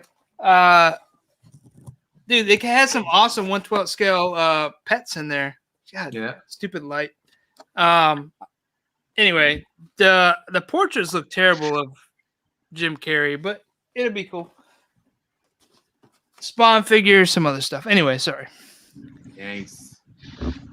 So that's just a good segue. We haven't talked about. Obviously, you're a collector, DMC. What lines are you into? I'm a Legends OG. Legends always #1. Then I collect a lot of miscellaneous stuff that just looks cool. You know, I get McFarlane, of course. You know, I'll get some NECA stuff every once in a while. Just whatever looks cool. You know what I mean? That looks fun. Piques your interest? Yeah. But Legends and like comic book, you know, figures, you know, was always like my first go-to. I'm with you, man. I'm with you. Any recent pickups worth talking about? No, not really. I've slowed down kind of in collecting. Like this year, I really wanted to focus more on like art, doing more art stuff. So I kind of like trying to put like collecting, you know, on the back burner really. You know, I'll pick up stuff. It's like something that, I have to get that. Then yeah, you know, I'll pick it up. But if it's like, you know, maybe I'll get it, maybe I won't, you know, whatever. Like with G.I. Joe, I gave up on that line because it was like impossible to collect. As much as I wanted G.I. Joe 6-inch figures like forever, I just gave up because I was like, this is impossible. And I'm not paying like $50, $60, $70, $80 for a figure. I'm like, nah. This is a good question. Buy a Mezco doll. Oh, Mezcos are dolls. Okay. If you put clothes on earlier, it's a doll. Okay, everybody knows that. So, okay. So you're not into any soft goods then? What about wire capes? No. Wire capes is okay. I don't really go out there and like buy a bunch. No, but they're fine. Yeah. I think I made it my own like a few times. Oh, cool. But no, I'm not really into soft goods that much. Mezco, that's one of the things that turns me off about Mezco. Just not my thing. I have a few figures, and maybe because I have the wrong figures, because people are telling me there's different body types, some with better articulation. So maybe that's why when I was messing around with it, I was just like, yeah. Like that Moon Knight, I was like, it's okay, you know. But you have a doll. Huh? You have one at least. I have one doll. I don't have any Mezco. I have a few. I don't have a single one of them. So, you know, yeah, it's just not my thing. Like, I know they look great, you know, like on pics, they look great. It's just not my thing, you know, especially I don't want to spend $80 or $100 on figures. Or 1, 3, 4. Yeah, they get expensive in the aftermarket. I'm not rich. Okay, I'm not rich. You're Dio rich. Yeah, that's true. No, you know, but serious talk though, they are a more expensive action figure that are tailored to a certain taste, right? Because they're not super. Why they're, I guess to some people they're super articulated compared to what we used to have, but you know there's still some articulation points that are painful with Mezcos, but they do look damn good. No, and sure they look good. I have a few of the recent Rumble Society. I have the new Krig, and I have the new the new Baron Bins, the black one, the tectonic plate or whatever. Oh, that one looked really cool. Yeah, they're totally cool. But again, it's got to be your thing, right? There are some, especially with soft goods, there's some articulation pain points. That buck underneath is probably super articulated, but once you put clothes on a fig, I mean, you can only raise your hands so high before your shirt starts showing your belly button or something. I don't know. Right. But, and funny story, when they first came out, I was like, dude, no one's gonna buy these. I was like, $80 for this. I'm like, no one's gonna fucking buy this. Yeah. Boy, was I wrong. People, yeah, and then people are paying those ridiculous aftermarket prices for the Roach, Gomez figures, right? They're awesome, but again, like, do you really want to pay that much for a figure? Somebody is, Well, right? like for me, no. Like I'm not gonna. No. But if you can, hey, that's good Yeah. for you. It just I don't see it for me. Because that's not fun for me. Spending $400 like on one figure is not fun. That was actually wasn't the first action figure I saw. Did anybody get Destro? Nope. No. I did. I have the Hasbro one though. I do too. I just want to see. Like, I'm probably gonna get the. Have you seen any of the new releases that the Toy Fair releases? I don't think it. They did. So some of the big ones for me was I think they're getting in the Power Rangers line. So they released images of the Green Ranger, Mezco. I might have seen. Oh, cool. Destro for G.I. Joe. Obviously, they already did some for the Planet of the Apes, but they're releasing some more. I think Caesar and then 3 of the guys in like the orange jumpsuits. Those look really cool to me. There's some other ones that got me really excited about, some of the stuff they're coming out with. But I jumped on Destro. Probably would jump on the Power Rangers line. It makes sense to me. It just depends on how much they're. Obviously, Fantastic Four and soft goods.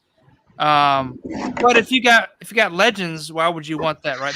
Almost So Homeformers. Okay, that was a long time ago, and they didn't know what they were doing.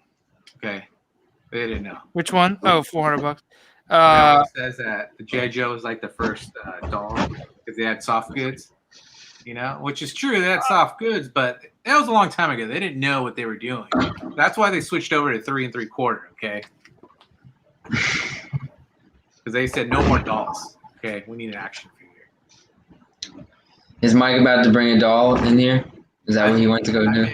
I just found it the other day. Yeah, I got one sitting out here. I got a Bruce Lee doll and a doll action figure and a G.I. Joe, and both of them are like from like the 80s or whatever. And I forgot where I put them. Oh. That was anticlimactic, man. It so was because I'm so like I claim I'm organized, but I'm so organized I can't find shit. So, Unparalleled, down for the apes. Yeah. What up, dude?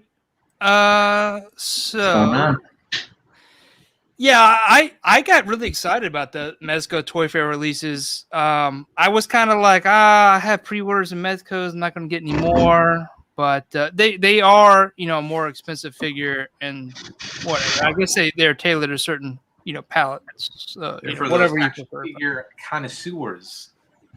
I guess, whatever. I mean, there's definitely like Hot Toys. Obviously, that's a different scale. But then you have Devil's Toys, right? I don't know if you guys mess with Devil's Toys. 796 got me into that. One that I've been wanting to get into for a long time, I think they're awesome, is just Mythic Legions, but I've never gotten any of them. Yeah, same. Like, this is pretty cool. I thought about it because there's a new pre-order up. I thought about maybe ordering 1 or 2 just to check it out. I really wanted to get the Templar Knight, but then like I dragged my feet and Yeah, I have some of those on pre-order for Big Bad Toy Store, but who knows when I will get them. But I don't have any, but they look great, and I really like the dioramas that people are making for them. Anything posable makes some great dioramas. He does, and Josh Green, Sage JDG, some of his stuff for the Mythic Legions things are just, any of his, I love his dios, but Mythic Legion specifically, very cool stuff. More of a hassle. See, that's the truth right there. That's why I started picking up stuff like this, right? This shit sits on the shelf, and it's easy for me to get, and it's still fun, right? So this is what I'm picking up. Yep. Unless it's like a pre-order thing, I'm not going to, I don't know. I'm not going to fret over stuff. How much use do you think you're going to get out of Ace Ventura, though? What? How much use do you think you're going to... Ace himself? Yeah. The first time I open it, it's going to be joy. After that, it's going to be all the accessories because he comes with all the all the scale animals there's Yeah. 3, but I think those would be dope to use in shots. And then personally, I'm a huge Jim Carrey fan. If someone ever makes the mask, like I'll be all in on the mask. So, no. All right, hold on. Mariah Studio wants to know what my holy grail is. I'd probably say any of the 80s Joes. Probably Snake Eyes version 2. Probably be my holy grail. Because I always like back then, you know, I got those when they came out. But what I really liked about them, same with the Masters of the Universe, is that Alrighty. is the packaging artwork is just awesome, and they don't do that stuff anymore.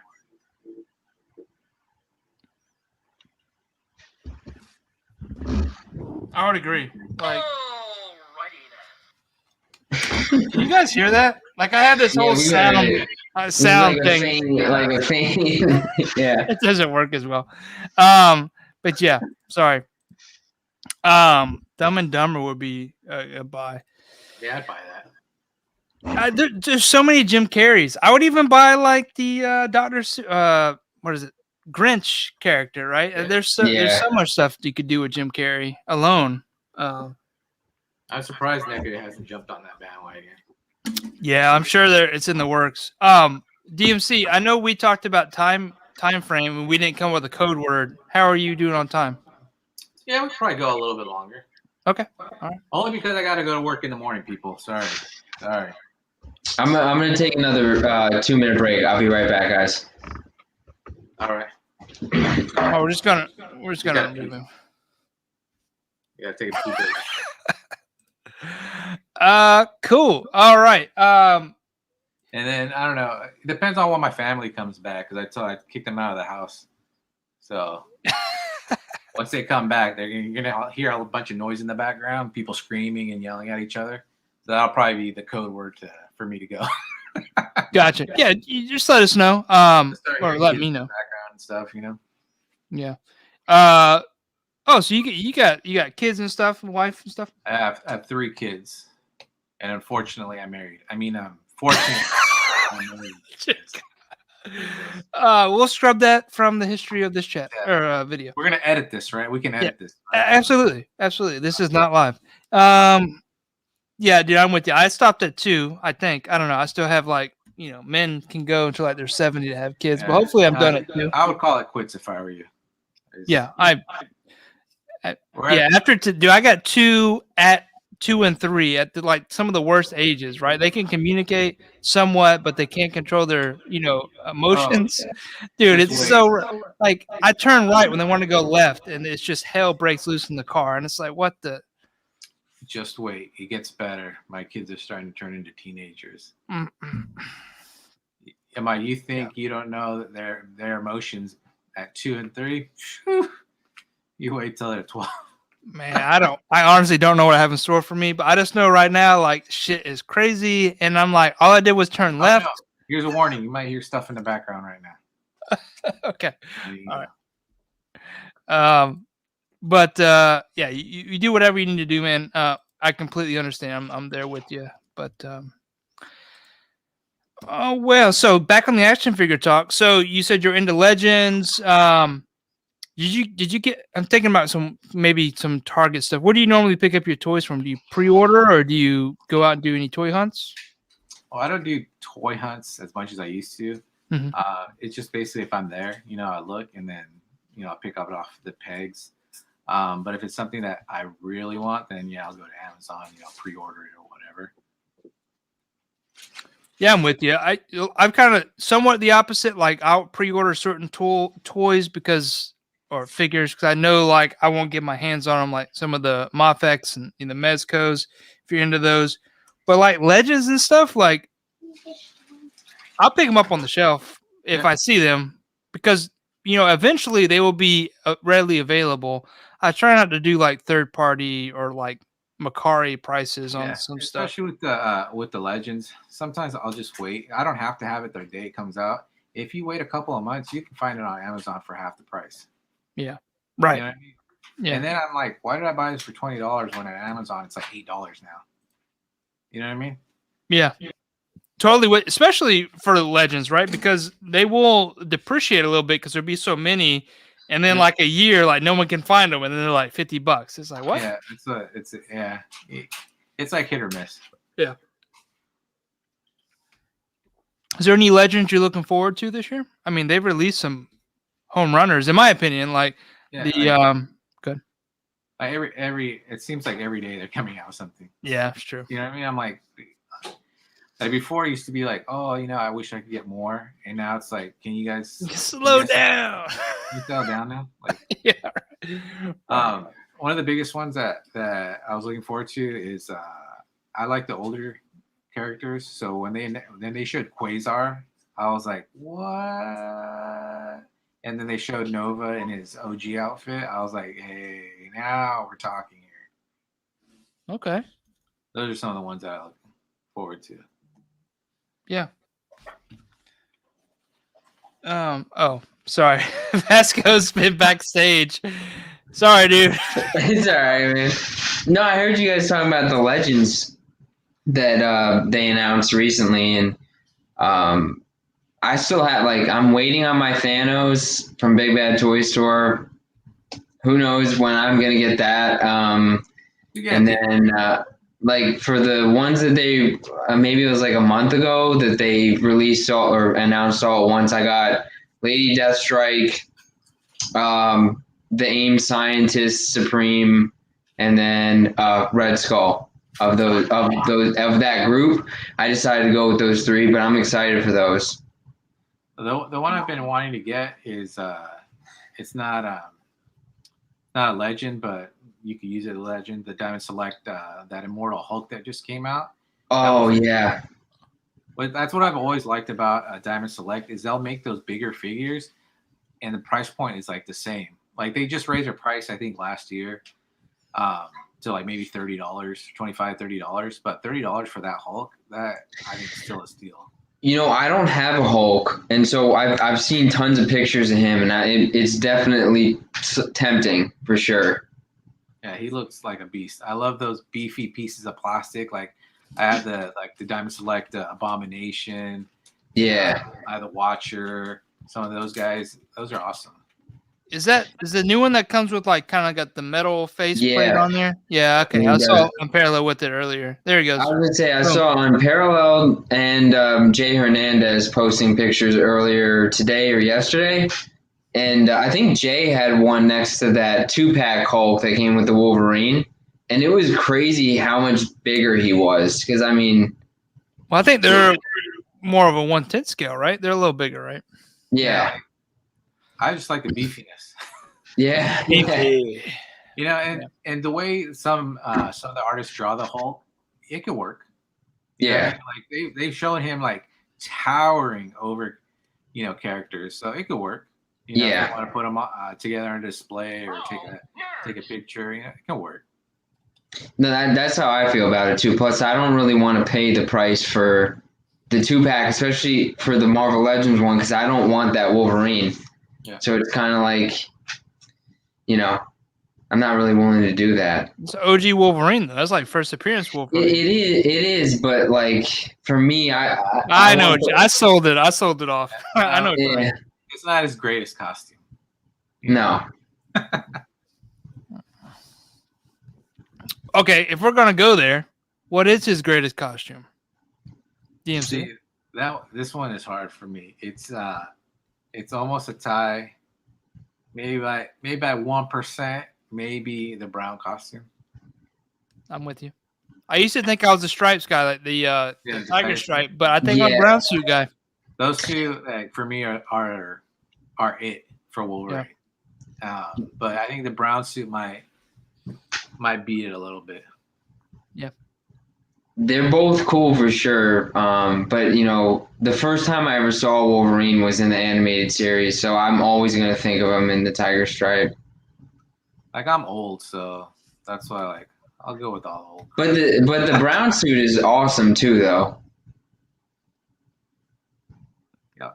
First appearance Wolverine is a must. I do have first appearance Wolverine, but only in the old Legends. The old Legends 2-packs. Oops, tiger stripe. Before that was brown suit.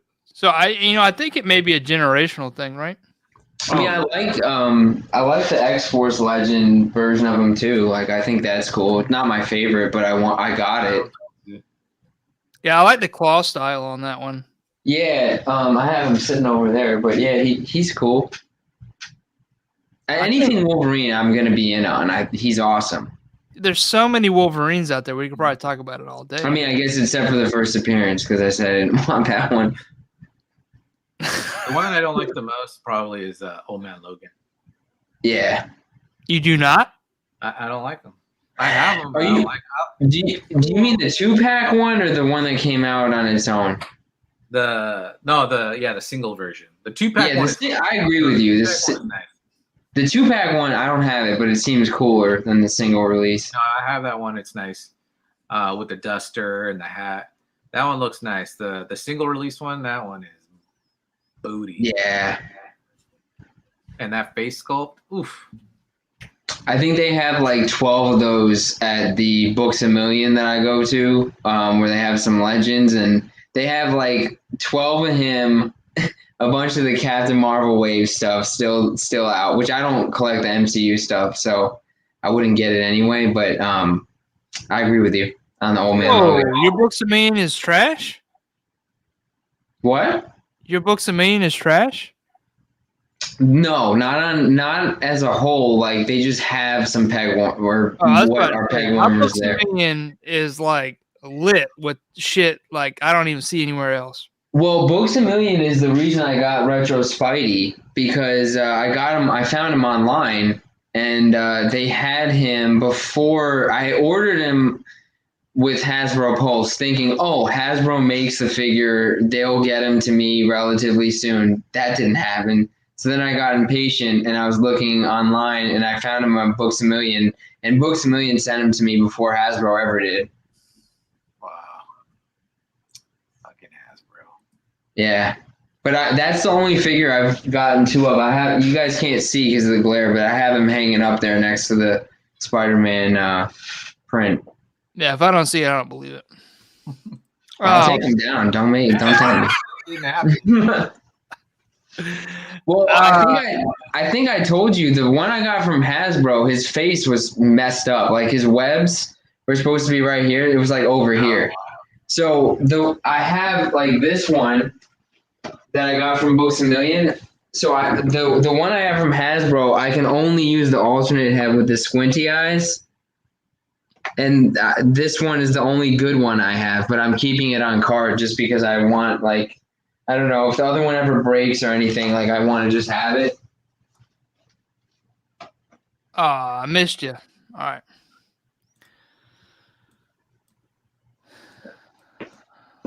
right. Are you into the retro wave, DMC? Yeah, if it's Spider-Man. Yep. What's your thoughts on that Spider-Man?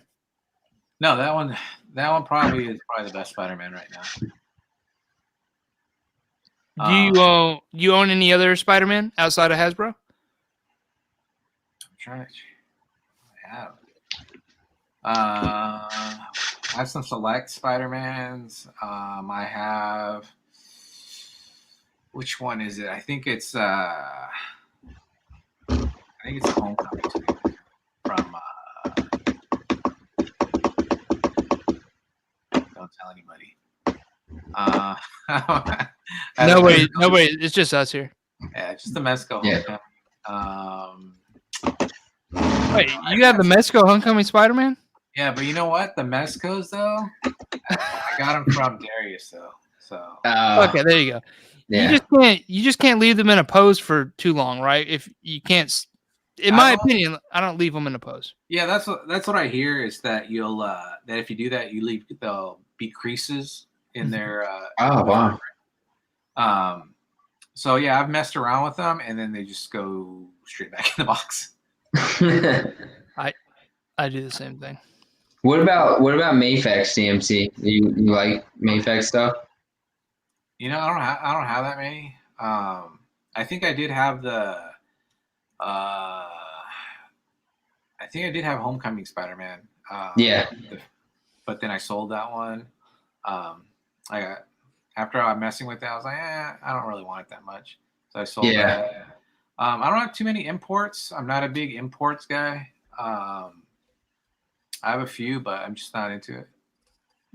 As you can tell, I'm probably like cheap, so that's why I stick with Legends. But their quality, I mean, they're They proven. are. They have some of the best ankle articulation out there on the market, right? I mean, come on. There you go. Well, and you know, like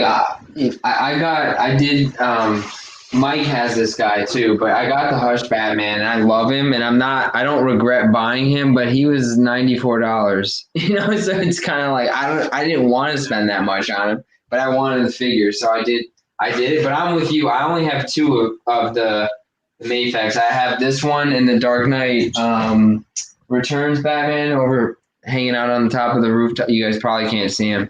He's back there, but I love them, but it's kind of just like the price point is not great. Yeah, like a lot of the imports that I have is what I got from Bluefin when I was helping them out. Oh, cool. Is what I got from them. Do you have any like Dragon Ball Z stuff?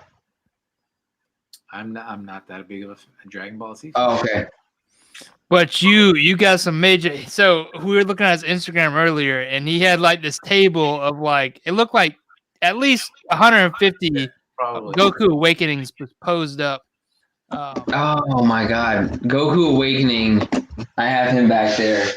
I love that figure. Mike, did you get him? Because I remember for a while you were looking for him. I think you know that. You're just like, Man, no, I thought you might have gotten him. But you have everything, man. You have everything else. I don't have everything. I have everything I want. I would love to see your full collection. You have a lot of cool stuff. I don't even see my full collection. It's like in 4 different places. I don't know if the DMC knows this, but Mike only lives like 2 hours from where I live. So we've actually met in person before. Nice. It was by accident. It was, yeah. No, it wasn't. Yeah. Earlier that I have like a lot of people that live around me like an hour, 2 hours away from me around here. That's cool. I was saying earlier, it seems like everybody's in California. I know California's a big state, but it seems like everybody's in Cali. Yeah. They all wanted to be close to me. Yeah. I'll probably move out of Cali next week.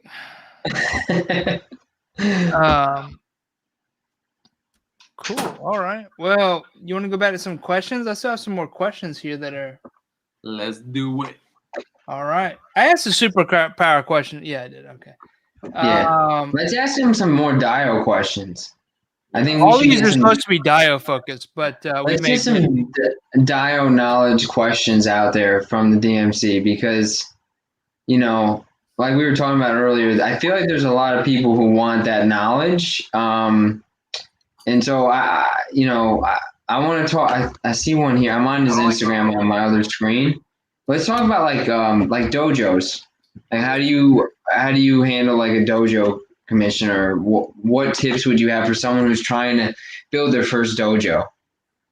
The main thing, like I said, with anything is getting the right reference. Mm-hmm. Like, what do you want to build? Okay, what kind, what style you want to build? Okay, and then look for those pictures, look for that reference, and go off of that. Then once you have that, then you need to figure out, okay, how am I going to make that? Yeah. Like, what materials are you going to need?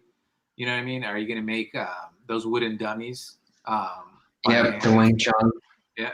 Are you going to buy it? You know, how are you going to make that? You know, that's when then you start figuring out, okay, how am I going to do this? Start planning on the things that you're going to make. No, that's good.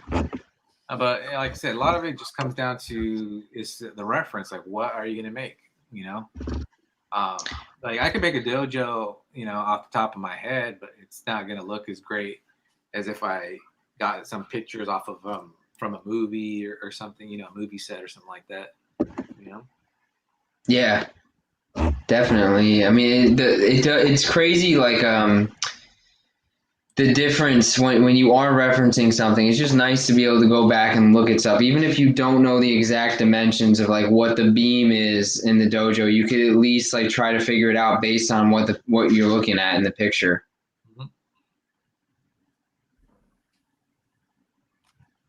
I think Adam had the right idea. I saw it. Okay, you guys saw that? Yeah, you guys Yeah. did that for I was gonna 3. say, I'm talking about procedures in the comments here. Oh, lighting up dioramas. I think you guys probably both have more experience with that than me. Probably Mike does, because I haven't put any lights in mine. He just left. So, Oh no, You like, didn't want to answer that question. I'm This- showing my diorama. This is a live feed of my diorama. it is, but it's your weight screen or whatever. No, this is just my other camera. That's Okay. I didn't realize you. I didn't realize that. Look Yeah, at I that. got You got several cameras. somebody fell over, man. They had too much to drink. Oh yeah, that's Spidey. I'm sure he did. Yeah. But you can see here, like I build in. This is actually for someone in the chat here.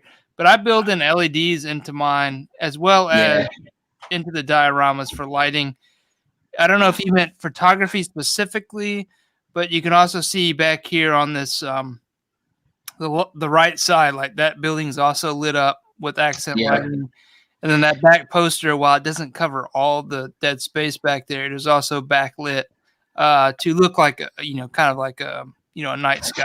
That's nice. But for the night scenes, you don't want a whole lot of light. If anything, with the camera or DSLR, you want to kind of lower your ISO. Depending on your situation, right? Lower or higher, depending on the amount of light in. But play with that. Do you do the wiring or buy battery power lighting? Well, it's still going to require lighting or wiring because some of these LEDs here, there are 3 LEDs in this one panel.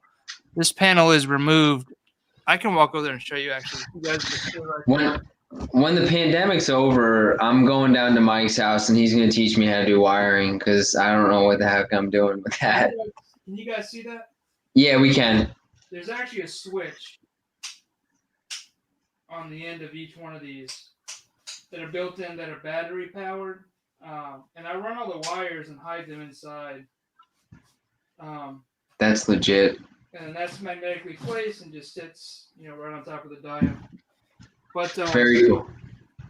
yeah, that's how I accent the light. And that's kind of what gives it the depth of field too, with some of those layered photos within the diorama itself behind that plexiglass. And that's one of the things too, whether you're building in like the LED lights that are wired or you have like backlit capable windows. For me, I'm not very good with ACBA to begin with. I'm trying to get better, but I feel like when you have those things built into a diorama, whether it's just some street lights or backlit windows, it makes it a lot easier to photograph. If you have that stuff, I don't know, for me, it makes it easier to photograph like a night scene than if I were trying to just like light it on my own. I feel like I struggle with that. Speaking of ACBA, I don't know if you guys know this or not, but I'm a world champion. No, I didn't, but that's not surprising. So don't want to throw it out there. There you go. What was your world champion shot? No, I just came in. What did I come in? Like 4th place. It was just the accumulation of all the videos that we submitted. Oh, cool. Very cool. Awesome. So, and you've already got a lot of experience with definitely diode lighting, then, right? That's half the battle with photography is the lighting. Like somewhat like I'd probably say lighting is probably my weakest thing.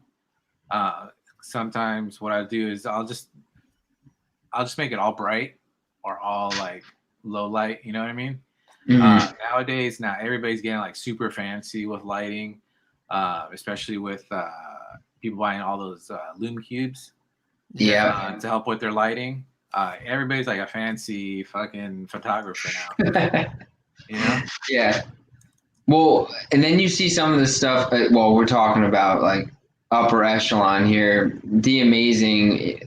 Sometimes I love looking at his behind the scenes stuff because the way he has different color lights built into his setup and everything, it just blows my mind every time. And I'm like, I'm just trying to get the same color lights to look decent in a setup. But yeah, there's a lot of people all like the lights on, make it super bright, and just keep it at just outside in the sunlight. Like that's my best chance. Yeah. Lighting gets difficult. That's what irritates me the most sometimes when I'm taking shots, is just trying to get the lighting right. Do you use a DSLR? I know Mike does. Yeah, I'm gonna upgrade, but I use this. So there's a pro mode on the camera, but there's a lot that I wish I could do with it that I can't. Like I haven't used it in a while. Lately, I've just been using my phone, but if it's something that I feel that should, I should bust it out to take a nice shot, then I'll do it. But lately, I haven't really done anything where I'm like, oh, this is super, this is awesome. I need to bring out the camera. I need to bring out the heavy guns. Cool. World champion. I should have put that in the title. World champion. Let's just say that right next to his name. You should change his title, his little lower thirds there, to say the DMC World Champion of ACBA. Oh, he put that name in, not me. Oh, did he? He can change it. Yeah. Yeah, dope. I mean, that's cool. So, we're getting we 3.5 hours in. Is that right? Yeah, we are. Wow. I'm giving you guys. I'm telling you, time flies when you're having fun, especially when you're with the DMC. I mean, I haven't even been here for that full time. You guys have, but I came in late, so. Yeah, you're right. Late. You knew what time we were starting. 9 o'clock. With the DMC, showing them disrespect. Well, I was actually trying to be respectful because I wanted him to have his time, and then I was going to come in later. I didn't want, it's not about me. You're going to horn in on half the show. Just half, not the whole thing. Well, I'm not going all night, guys. I'm probably going to call it. The latest I'll go is 1. But oh, Jesus. Yeah. Is that not enough time for the DMC? All right. Well, I got a lot of questions still left to ask. If you're ready for them. Yeah, let's ask away. Ask away. Awesome. So I'm gonna change this number, but I have 3 in here. But what artists inspire you, or do you compare yourself with? As far as I guess mostly diorama, right? You're also into some drawing and comic book stuff, but for dioramas, who do you? Oh, there's nobody. I already know the answer. You already know the answer. But no, there's some people I like. I'd say my favorite to look at is was it C. Guzzi? Oh yeah. Upton? Yep. He's probably like one of the ones that I really like to look at. He's always got something new coming up and very detailed. That Space Gate was awesome. Yeah, so like he's one of my favorite guys to look at. Mm-hmm. And then that's about it. Yeah, I think C. Goosey's awesome. Yeah, for sure. Yes. Like I like what you guys are doing. But you can't say that now. You got to think about it for a while. We appreciate it, though. Thank you. We'll take it. I just wanted to be nice. Thank you. Let's see. There's who else? Let's see. There's you guys. I like Prime the First. What he's doing with his cabinets. 796. There's like a lot of new people coming out. Before when I first started doing it, it just seemed like there was only like a handful of people. Maybe because I didn't know. Maybe I wasn't out there as much looking at other people. But now it looks like there's really like a bigger community of people, building dioramas. Yeah, and it seems like everybody in the diorama community is pretty humble, and they're willing to share. I love the community, at least the people I've met so far. What?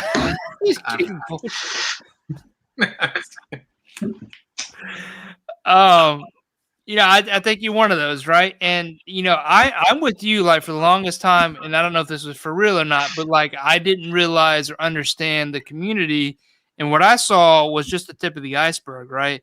I didn't Yeah. realize, and I'm still learning, like all the people in the community, how long they've been a part of it, what their connections are. A Yeah, lot man, I of was it is gonna through say for this. me, like I said, like I don't know, maybe I wasn't like out there as much and just had seen different people. That's why I felt that there wasn't that many, but there could have been. I don't know. Um, but yeah, I'm still like finding new people like on Instagram and like, oh wow, this guy's been around for a long time, or this guy's doing this thing.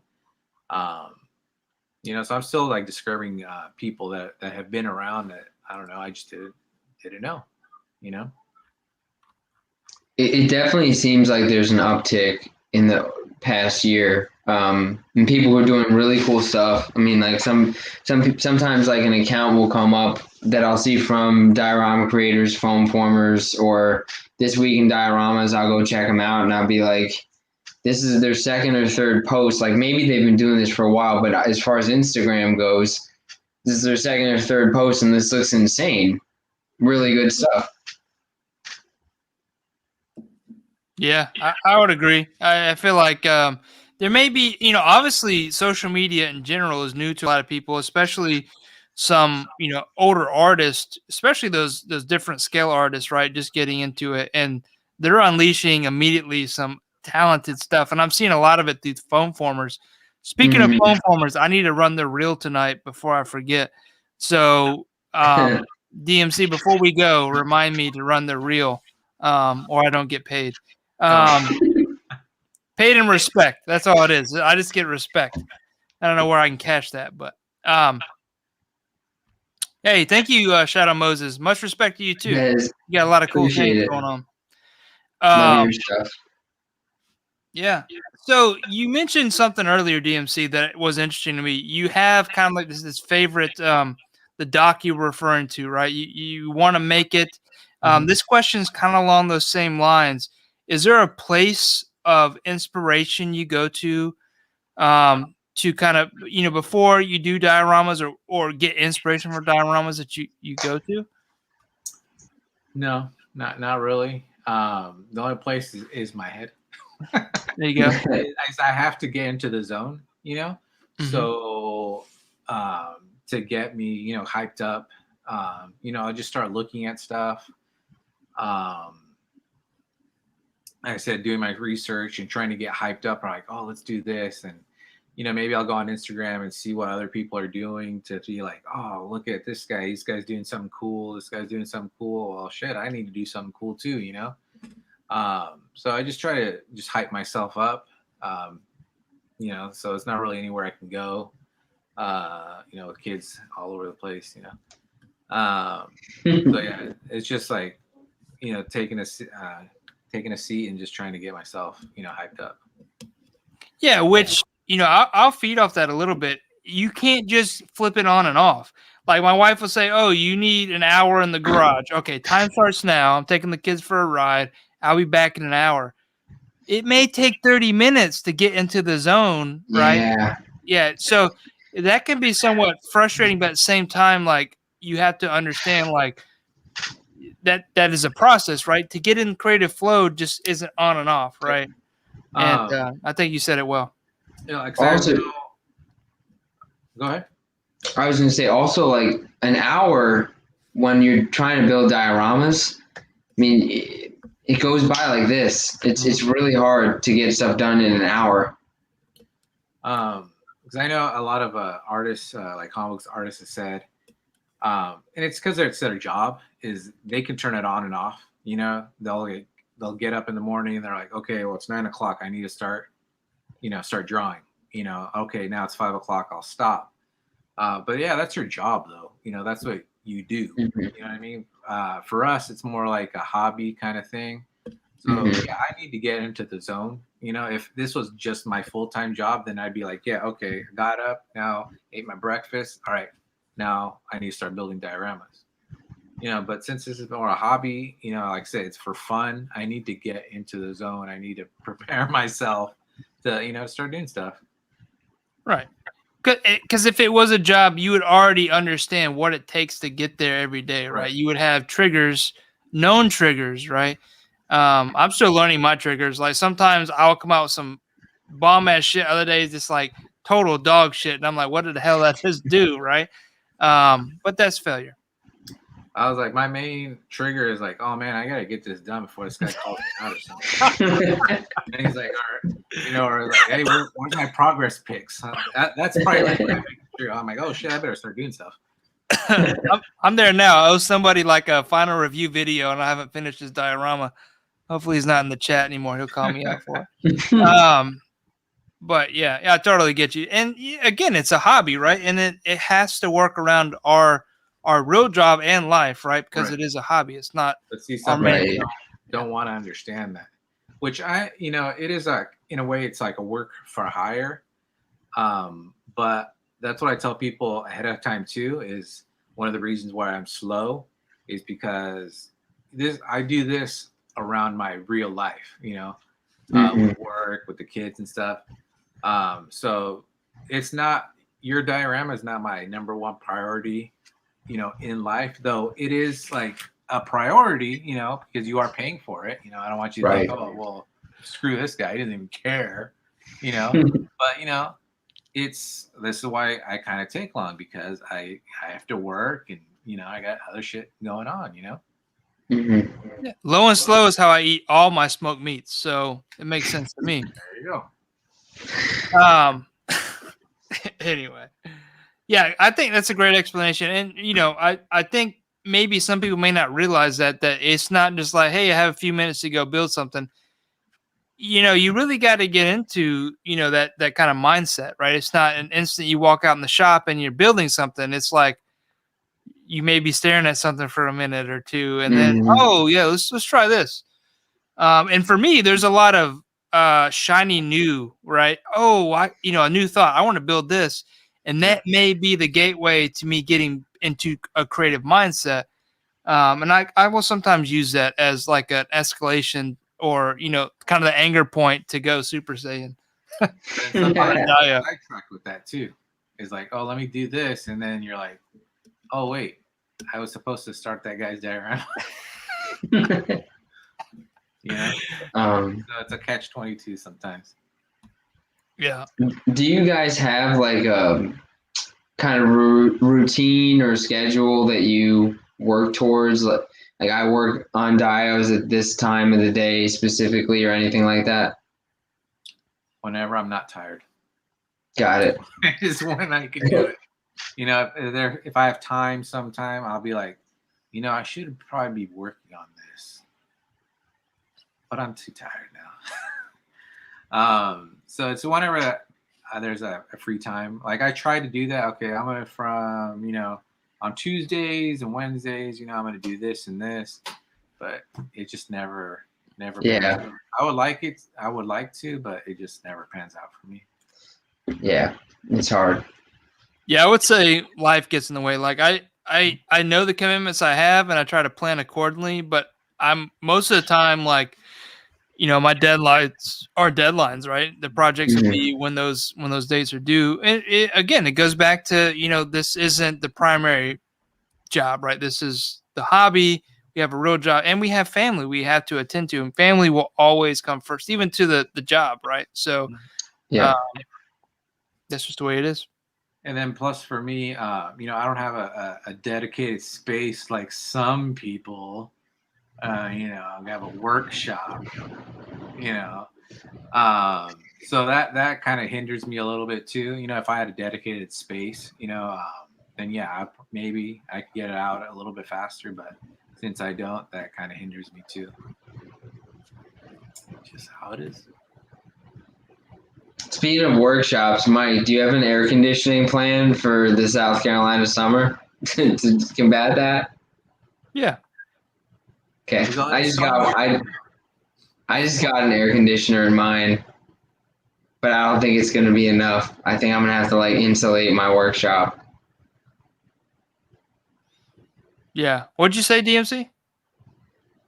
I don't know. It was something gold, I bet. No, I insulated, my garage like last year, and then I got 24,000 BTUs worth of AC unit cooling it. So, There you go. yeah, it stays cool. That's good.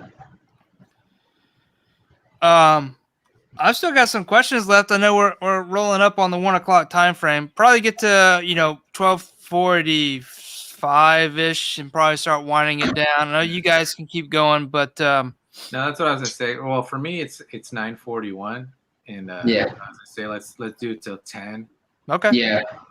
because I got I'm in the morning. Yeah, so why don't we do this? Let me run through the phone formers reel. We'll come back. Chat audience, you guys, any final questions for the DMC? We'll roll those. I'm gonna ask my last couple of questions too at that point, and then we'll call it a night. So let's do that. So every week I run a reel from phone formers. They have allowed me to basically source all this video from the tags of all the diorama creators from the IG community. Very, very awesome of these guys. Very similar to diorama creations. They post all, if you use the hashtag phone farmers, they will repost on their page where other diorama creators, as well as, people from companies and, people outside the community look in and see this artist's work. So they do a lot for the community. So make sure you're using that hashtag phone formers, and you'll be featured not only on their page, but on this stream every week. So without further ado, I'll run that reel. So again, make sure you're tagging hashtag phone formers in every IG post. That's a diorama post. Here we go, guys. Boom.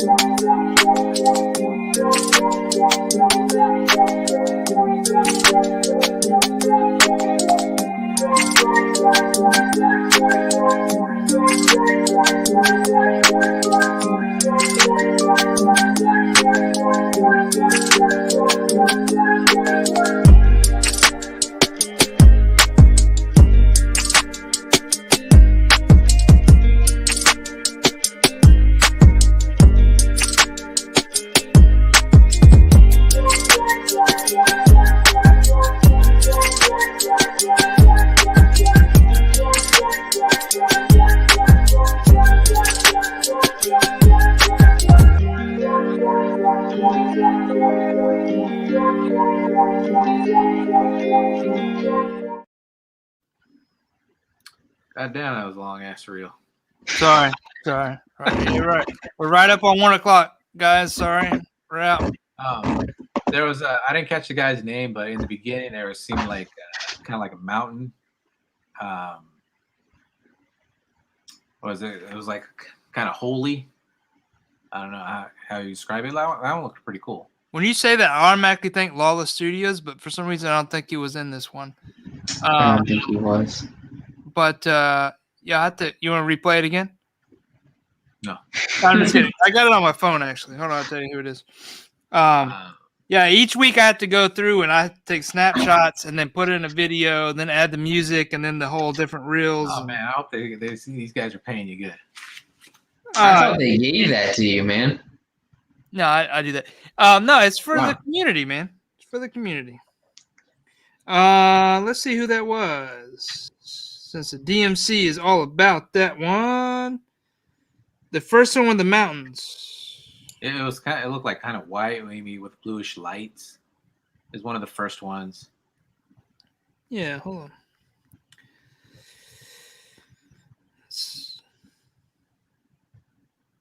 Bluish lights. While are you doing that? You're talking about the last name was Jones, I think. It was kind of like an inside was lit up blue. I think so. I think it was that. Yeah. That looked really dope. I like the way the Yeah. Is it that one? Yeah, I think it was that one. I was like, it was just interesting to look at. Yeah. It's definitely cool, and it feels like the way the lights are, and then I guess the concave of the sculpt, it makes it look like it goes in deep, like it kind of. Yeah. Of course, it's not going to focus. All right, it just looks like it turns and goes deeper, which is kind of cool. That's what like caught my eye at first. I was like, is that like going in? You know? Yeah. That was pretty cool. I can't say the name. Hepatitis Jones. I don't know. I'm saying it wrong. Jen's is saying that's theirs. Oh, awesome! I'm glad we could talk about you. Awesome. In front of your face like that. I know. We said good things, right, guys? Yeah, it was awesome. Yeah, we did. There it is. Yeah, that's him. Sorry if I butchered the name. I'm not good at spelling. I failed all those in every grade.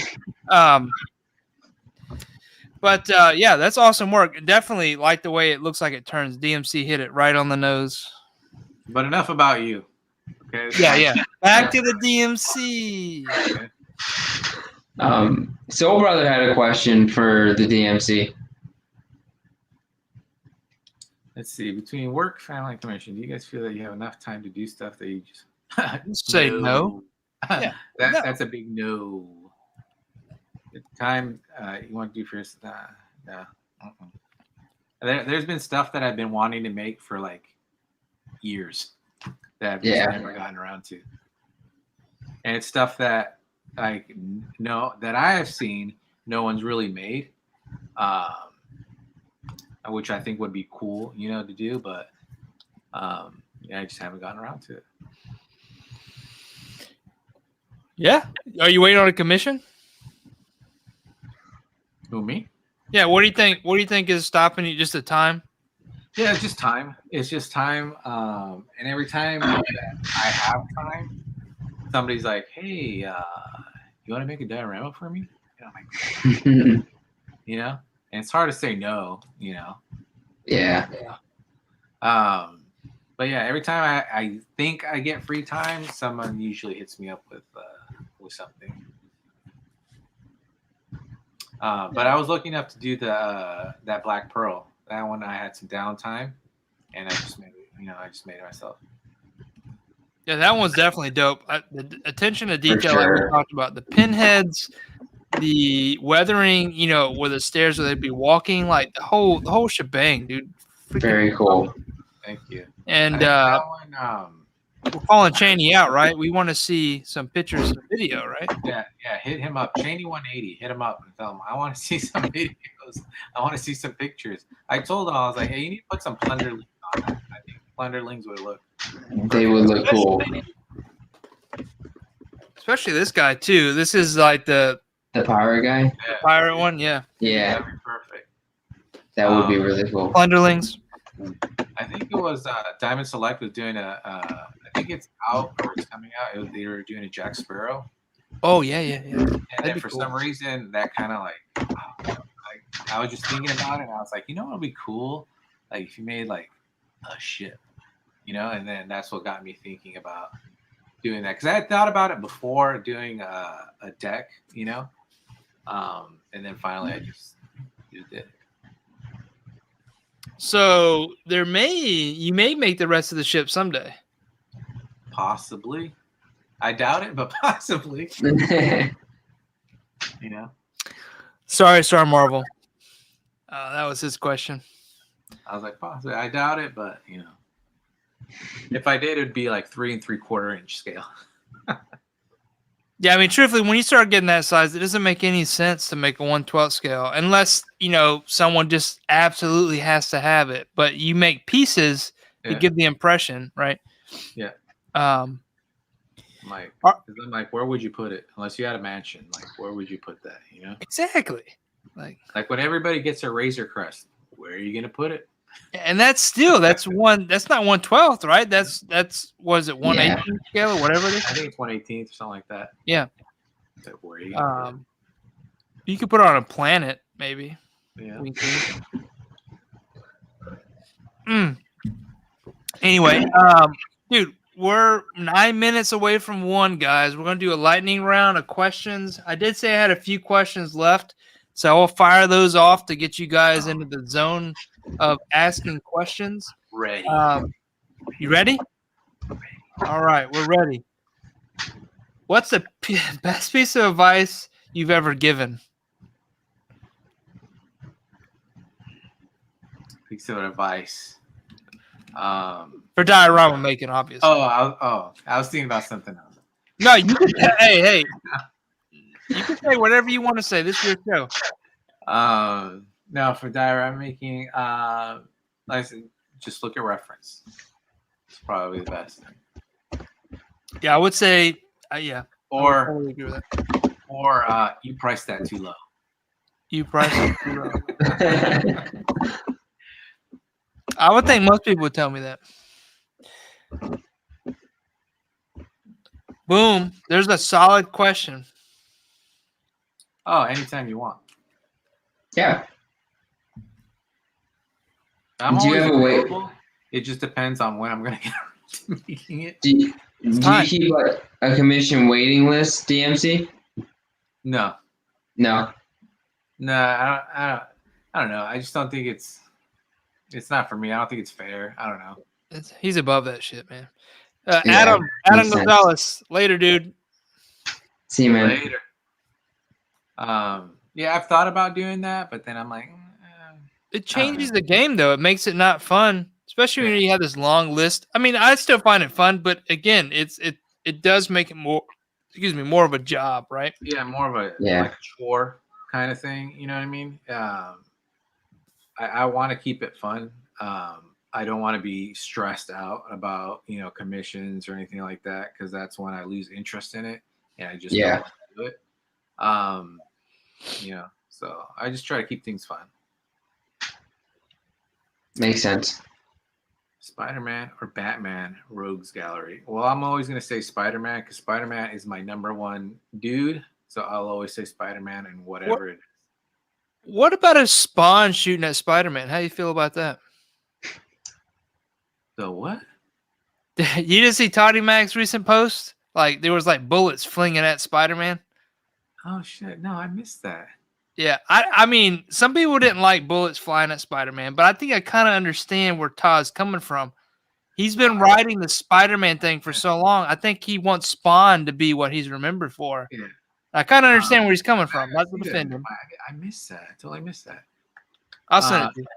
No, but probably Todd, yeah, because I know he still gets, you're Spider-Man, you're Spider-Man. And he's probably like, okay, I'm over this. Like, especially since he doesn't want to be,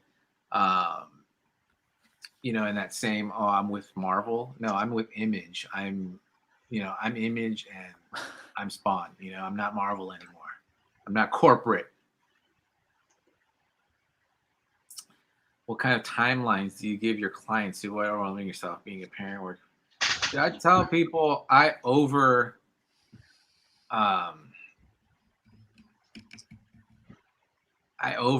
it on timelines.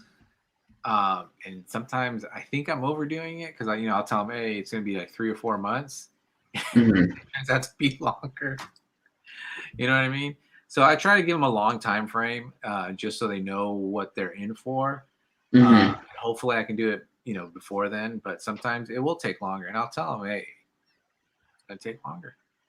But I try to make it worth your while. You know what I mean? If I'm gonna take that long, I'm gonna make sure it's the best thing you've ever seen, and you feel that you've not wasted your time and you've invested your money wisely. You know what I mean?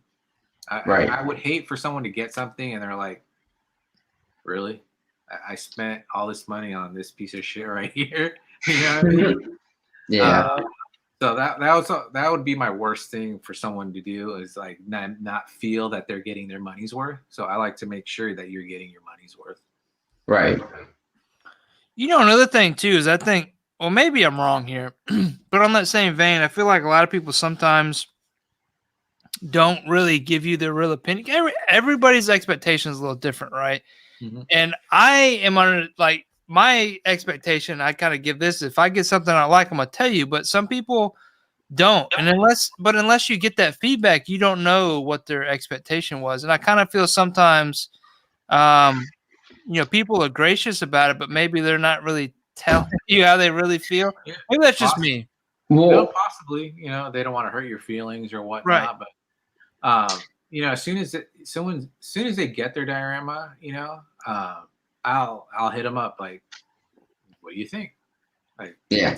I'll be honest. Like, what do you think? Is this what you were thinking about? So I think for the most part, though, they're telling the truth. But yeah, there probably is a few people that are like, oh, I don't want to hurt its feelings. Like, well, and sometimes too, I feel like some of the dioramas I'm most proud of that people bought from me, like I've never seen pictures of them or anything, like after they've gone out. And I don't know if that person just doesn't post photos of their figures and like, what the deal is, but you like as the artist, you like want to see that diorama again. Yeah, because I think it was one where I did this little, it was almost like a detail diorama. It was kind of like a warehouse, kind of like interior. And this guy just hit me out of the blue. I did it, and I think he maybe posted like one pic. I was like, oh, that's it. I'm like, but I think he wasn't really into taking photos. I'm not sure, Right. I think some people just want to enjoy it in their home. Right. Because I've done stuff, behind the scenes where, people they just don't want to share it. They want it for themselves. So, but yeah, as an artist, you're like, yeah, I want you to say, yeah, that you love what I did for you. You know what I mean? I want you to, to brag about me and say, hey man, look, I got this awesome piece, Right. For sure. Sometimes some people just don't want to share, Yep. All right, we got about a couple minutes here. I do have a few. I'll just ask this one last question, and I think you might have answered it, but maybe this is more direct. So, professionally, diorama specifically, what's your goals for 2021? Is just to pump out more dioramas than I did the previous year and the previous year before that. Is just to make more, just more pieces. That would probably be like my main goal. And then if I could do something for Toddy Mac, that'd be awesome too. Yeah, I was gonna ask, like professionally, like, do you want to see like a diorama in a movie? Do you want to see it like with an action figure release? Like, what would be your ideal? My ideal thing would be movies, just because I want that big fat movie check. You know what I mean? Right. Ideally, that would be that. But anything with like high profile, with the public, that'd be cool. You know what I mean? Like I've talked shit on Todd's posts About that diorama. Yeah, he's posted some pics of some rough dioramas. You know what I mean? Yes. And I was like, Todd, come on, you have the money to hire somebody or you know what I mean? And I've told him, I was like, let me help you. And I've messaged him so many times, like, let me help you. So that would be cool if one day he's like, hey, like make me one, so you stop fucking bothering me. You know what I mean? Yeah. He's not going to add thigh swivel. He's not going to take advice from that. Yeah. So. All right, I'm just kidding, Todd. I'm just kidding. You'll never see this or hear this, but if it echoes around the world and it's heard by Mother Box, Todd, we told you so. Yeah, so I mean, I'm with you, dude. I would love to see a piece of mine in something. I might know an upcoming director, but I doubt he ever asked me to make a piece for him. But that's my holy grail, is like a movie or something. Speaking of that, I did have someone hit me up who's somewhat, high profile. I don't know if high profile, but like in the community, you know, people know. Mm-hmm. Fucker ghosts me. And I almost was gonna be like, oh, I was gonna, you know, put him on blast, but I was like, nah, I'll let it go. But How far did he ghost you? Like you built it and then he ghosted, or? No, we were talking. No, he hit me up. He's talking about pricing and stuff like that. And, you know, gave him the price and Nothing. I can disappear. I mean, I feel like even I hate to say this, but I'm kind of the same way. If I start hitting contractors up, I need a new microwave installed, and depending on the price, right, I will ghost some contractors. But I'm not saying it's not that overpriced or anything. But I'm just saying, like that happens around the price. But Mike, did they send you like a concept sketch of what you were going to be getting and go through the process of giving you pricing and all that stuff? That's and then different. No, because that's frustrating when people do that and you don't even get a response. You know, I would like to at least hear, hey, you know what? I can't do that, or can we do something to make it more affordable, reduce some of the work? Right, like I thought, you know, I was like, okay. You know, he told me this is my idea. This is what I want to do. So what do you think about it? And I was like, okay, I would do this, or I want to do this. You know, let's do this, that, and that, and this would be the price, and this would be the timeline. And then just disappeared. And I was like, well, that's not very professional of you, sir. hey, I'm here now. So you want to talk about it in the open? Yeah. But yeah, if you know, you could easily have been like, oh, you know, it's cool. You know, it's a little out of my price range. You know, I was thinking of this, or I don't know, just anything. You know what I mean? Some kind of feedback. Did they swiped left instead of right? I don't know how that works. I don't either. I'm just making that. But you know, I'm not that I understand, but because actually, this happened to me. But you know. Obviously, you have whatever your price is like you're in the upper echelon. So like I talked about this with some people about trying to standardize the diorama community because the prices are all over the place. Like me personally, I feel terrible because I undervalue myself, but at the same time undercut probably a lot of artists because I undervalue myself. Yeah. Whatever, guys. I don't know nothing, and I don't list any prices. But with that same vein, it's like there should be somehow we should standardize, but have tiers based on experience, right? And I would put you in an A tier. That means your pricing is obviously going to be higher than a B and C tier based on reputation, quality, and experience. So people. But who decides that though? Who decides that? That's the problem. Is who decides what the tiers actually are? Well, I don't know. That's just facts, right? I mean, if you look at somebody that just started making dioramas versus somebody that's been in won world tournaments within ACBA, has 4, 5, 6, 7 years experience, like those are obvious things that you can't charge as much as somebody that's been in the game that long. You can't charge the same as them, in my opinion, unless you have some sort of value marker, which is you have somebody else that's already paid. Like you gotta have that reputation, and that's why I think that's where tiers come into play. And tiers, I think you have a great point. Who decides what tier you're in? But at the same time, it's those XP points that decides what tier you're in. Someone's just got to determine, what the bracket is for the points for the XP. But I think it's obvious like who the big players are. Yeah. And then, someone new in the diorama game can't come in and charge, $150 for something, that, an A player would charge $150 for. It's just not equated the same with no experience, no reputation, blah, blah, blah. Right. But I don't know how to put a value on that or who says who's in what tier, but those are just facts. Yeah. And we're past, dude, time slips so quick when you're on a stream. Yeah. Now we're past 1 o'clock. Yeah. And DMC hasn't given me his code word yet. No.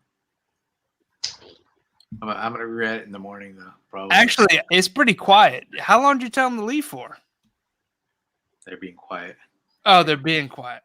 Well, I know you got to get up early in the morning, and it's like 10:05 at your time. So I don't want to make you, cranky tomorrow at work. So I think it's time. So what we'll do to close this out, DMC, is just run through, man. If people want to find you or know what you're doing or want to reach out to you for a commission and not ghost you, how do they find you? I don't like, you got to be professional with me. You got to come correct, Okay. You can see me at Instagram is _DMC. YouTube is DMC Studios. Facebook is DMC Studios. You can message me anywhere on there. You probably get a faster reply on Facebook and Instagram. That's where you can find me. Hey, if you will, send me the Facebook one. I don't have that one, and Okay. I'll post it in the description later. But yeah, a lot of good comments. I think there was one about the tiers, but again, people are always going to be upset about tiers if you make tiers. But facts are facts. I don't care what you say. There's different tiers, but yeah, guys, DMC, I appreciate you coming out. It's always meaningful to have someone especially on a Saturday, take their time out, come talk. And you got to be at work in the morning, and also I know you're the upper echelon. You got the gold hands. You're the DMC, man. So I really appreciate you coming out, spending time with, me and Vasco to talk about dioramas. And hopefully we can do this again in the future. No, for that sure. said, Thank you. Thank you for inviting me on. I appreciate talking to you guys. No, I definitely had a lot of fun. Hopefully we can do it again. But yeah, thank you. I appreciate it. Absolutely, dude. You knew I reached out to you back in January about this, so I was excited. You were on the list of people I wanted to talk to, people that were definitely high influence on me. So again, I thank you for coming out and sharing, your experience, your background with us, and hopefully this makes for a good show for everybody. Knowing it will, but hopefully I made it fun. A lot of jokes in there. You know what I mean? Absolutely. But I just want to make it a fun show. And I just wanted to just, say thank you to DMC as well, just for letting me hop on too, because I had a ton of fun. And, this is the first time that we've spoken, and I just have a lot of respect for what you do. And it was really fun to get to talk to you. And, I appreciate it very much. Oh, thank you. Thank you. Appreciate it. All right. Well, anyway, we'll close it there, guys. Next week we have... Not me. Not DMC. Although this will be forever changed. This will be the DMC stream. And on the podcast, it will be DMC stream. This will stream on podcast here in the next few weeks. Hopefully you're okay with that. I will edit out anything you don't want in here. But next week we have Brian with TBDDabs. You all guys know him for his cell shading on his dioramas. He has some pretty iconic looking dioramas, but he'll be on next week, the 27th. And then this week, obviously, another great and amazing artist, the DMC, closing it out. So yeah, we'll see you next week, guys. Appreciate it. And you guys don't go nowhere. We're going to have an after party. But thanks, everybody. Happy Sunday at this point. Oh, God. Yeah. Check you later. Later. See you later.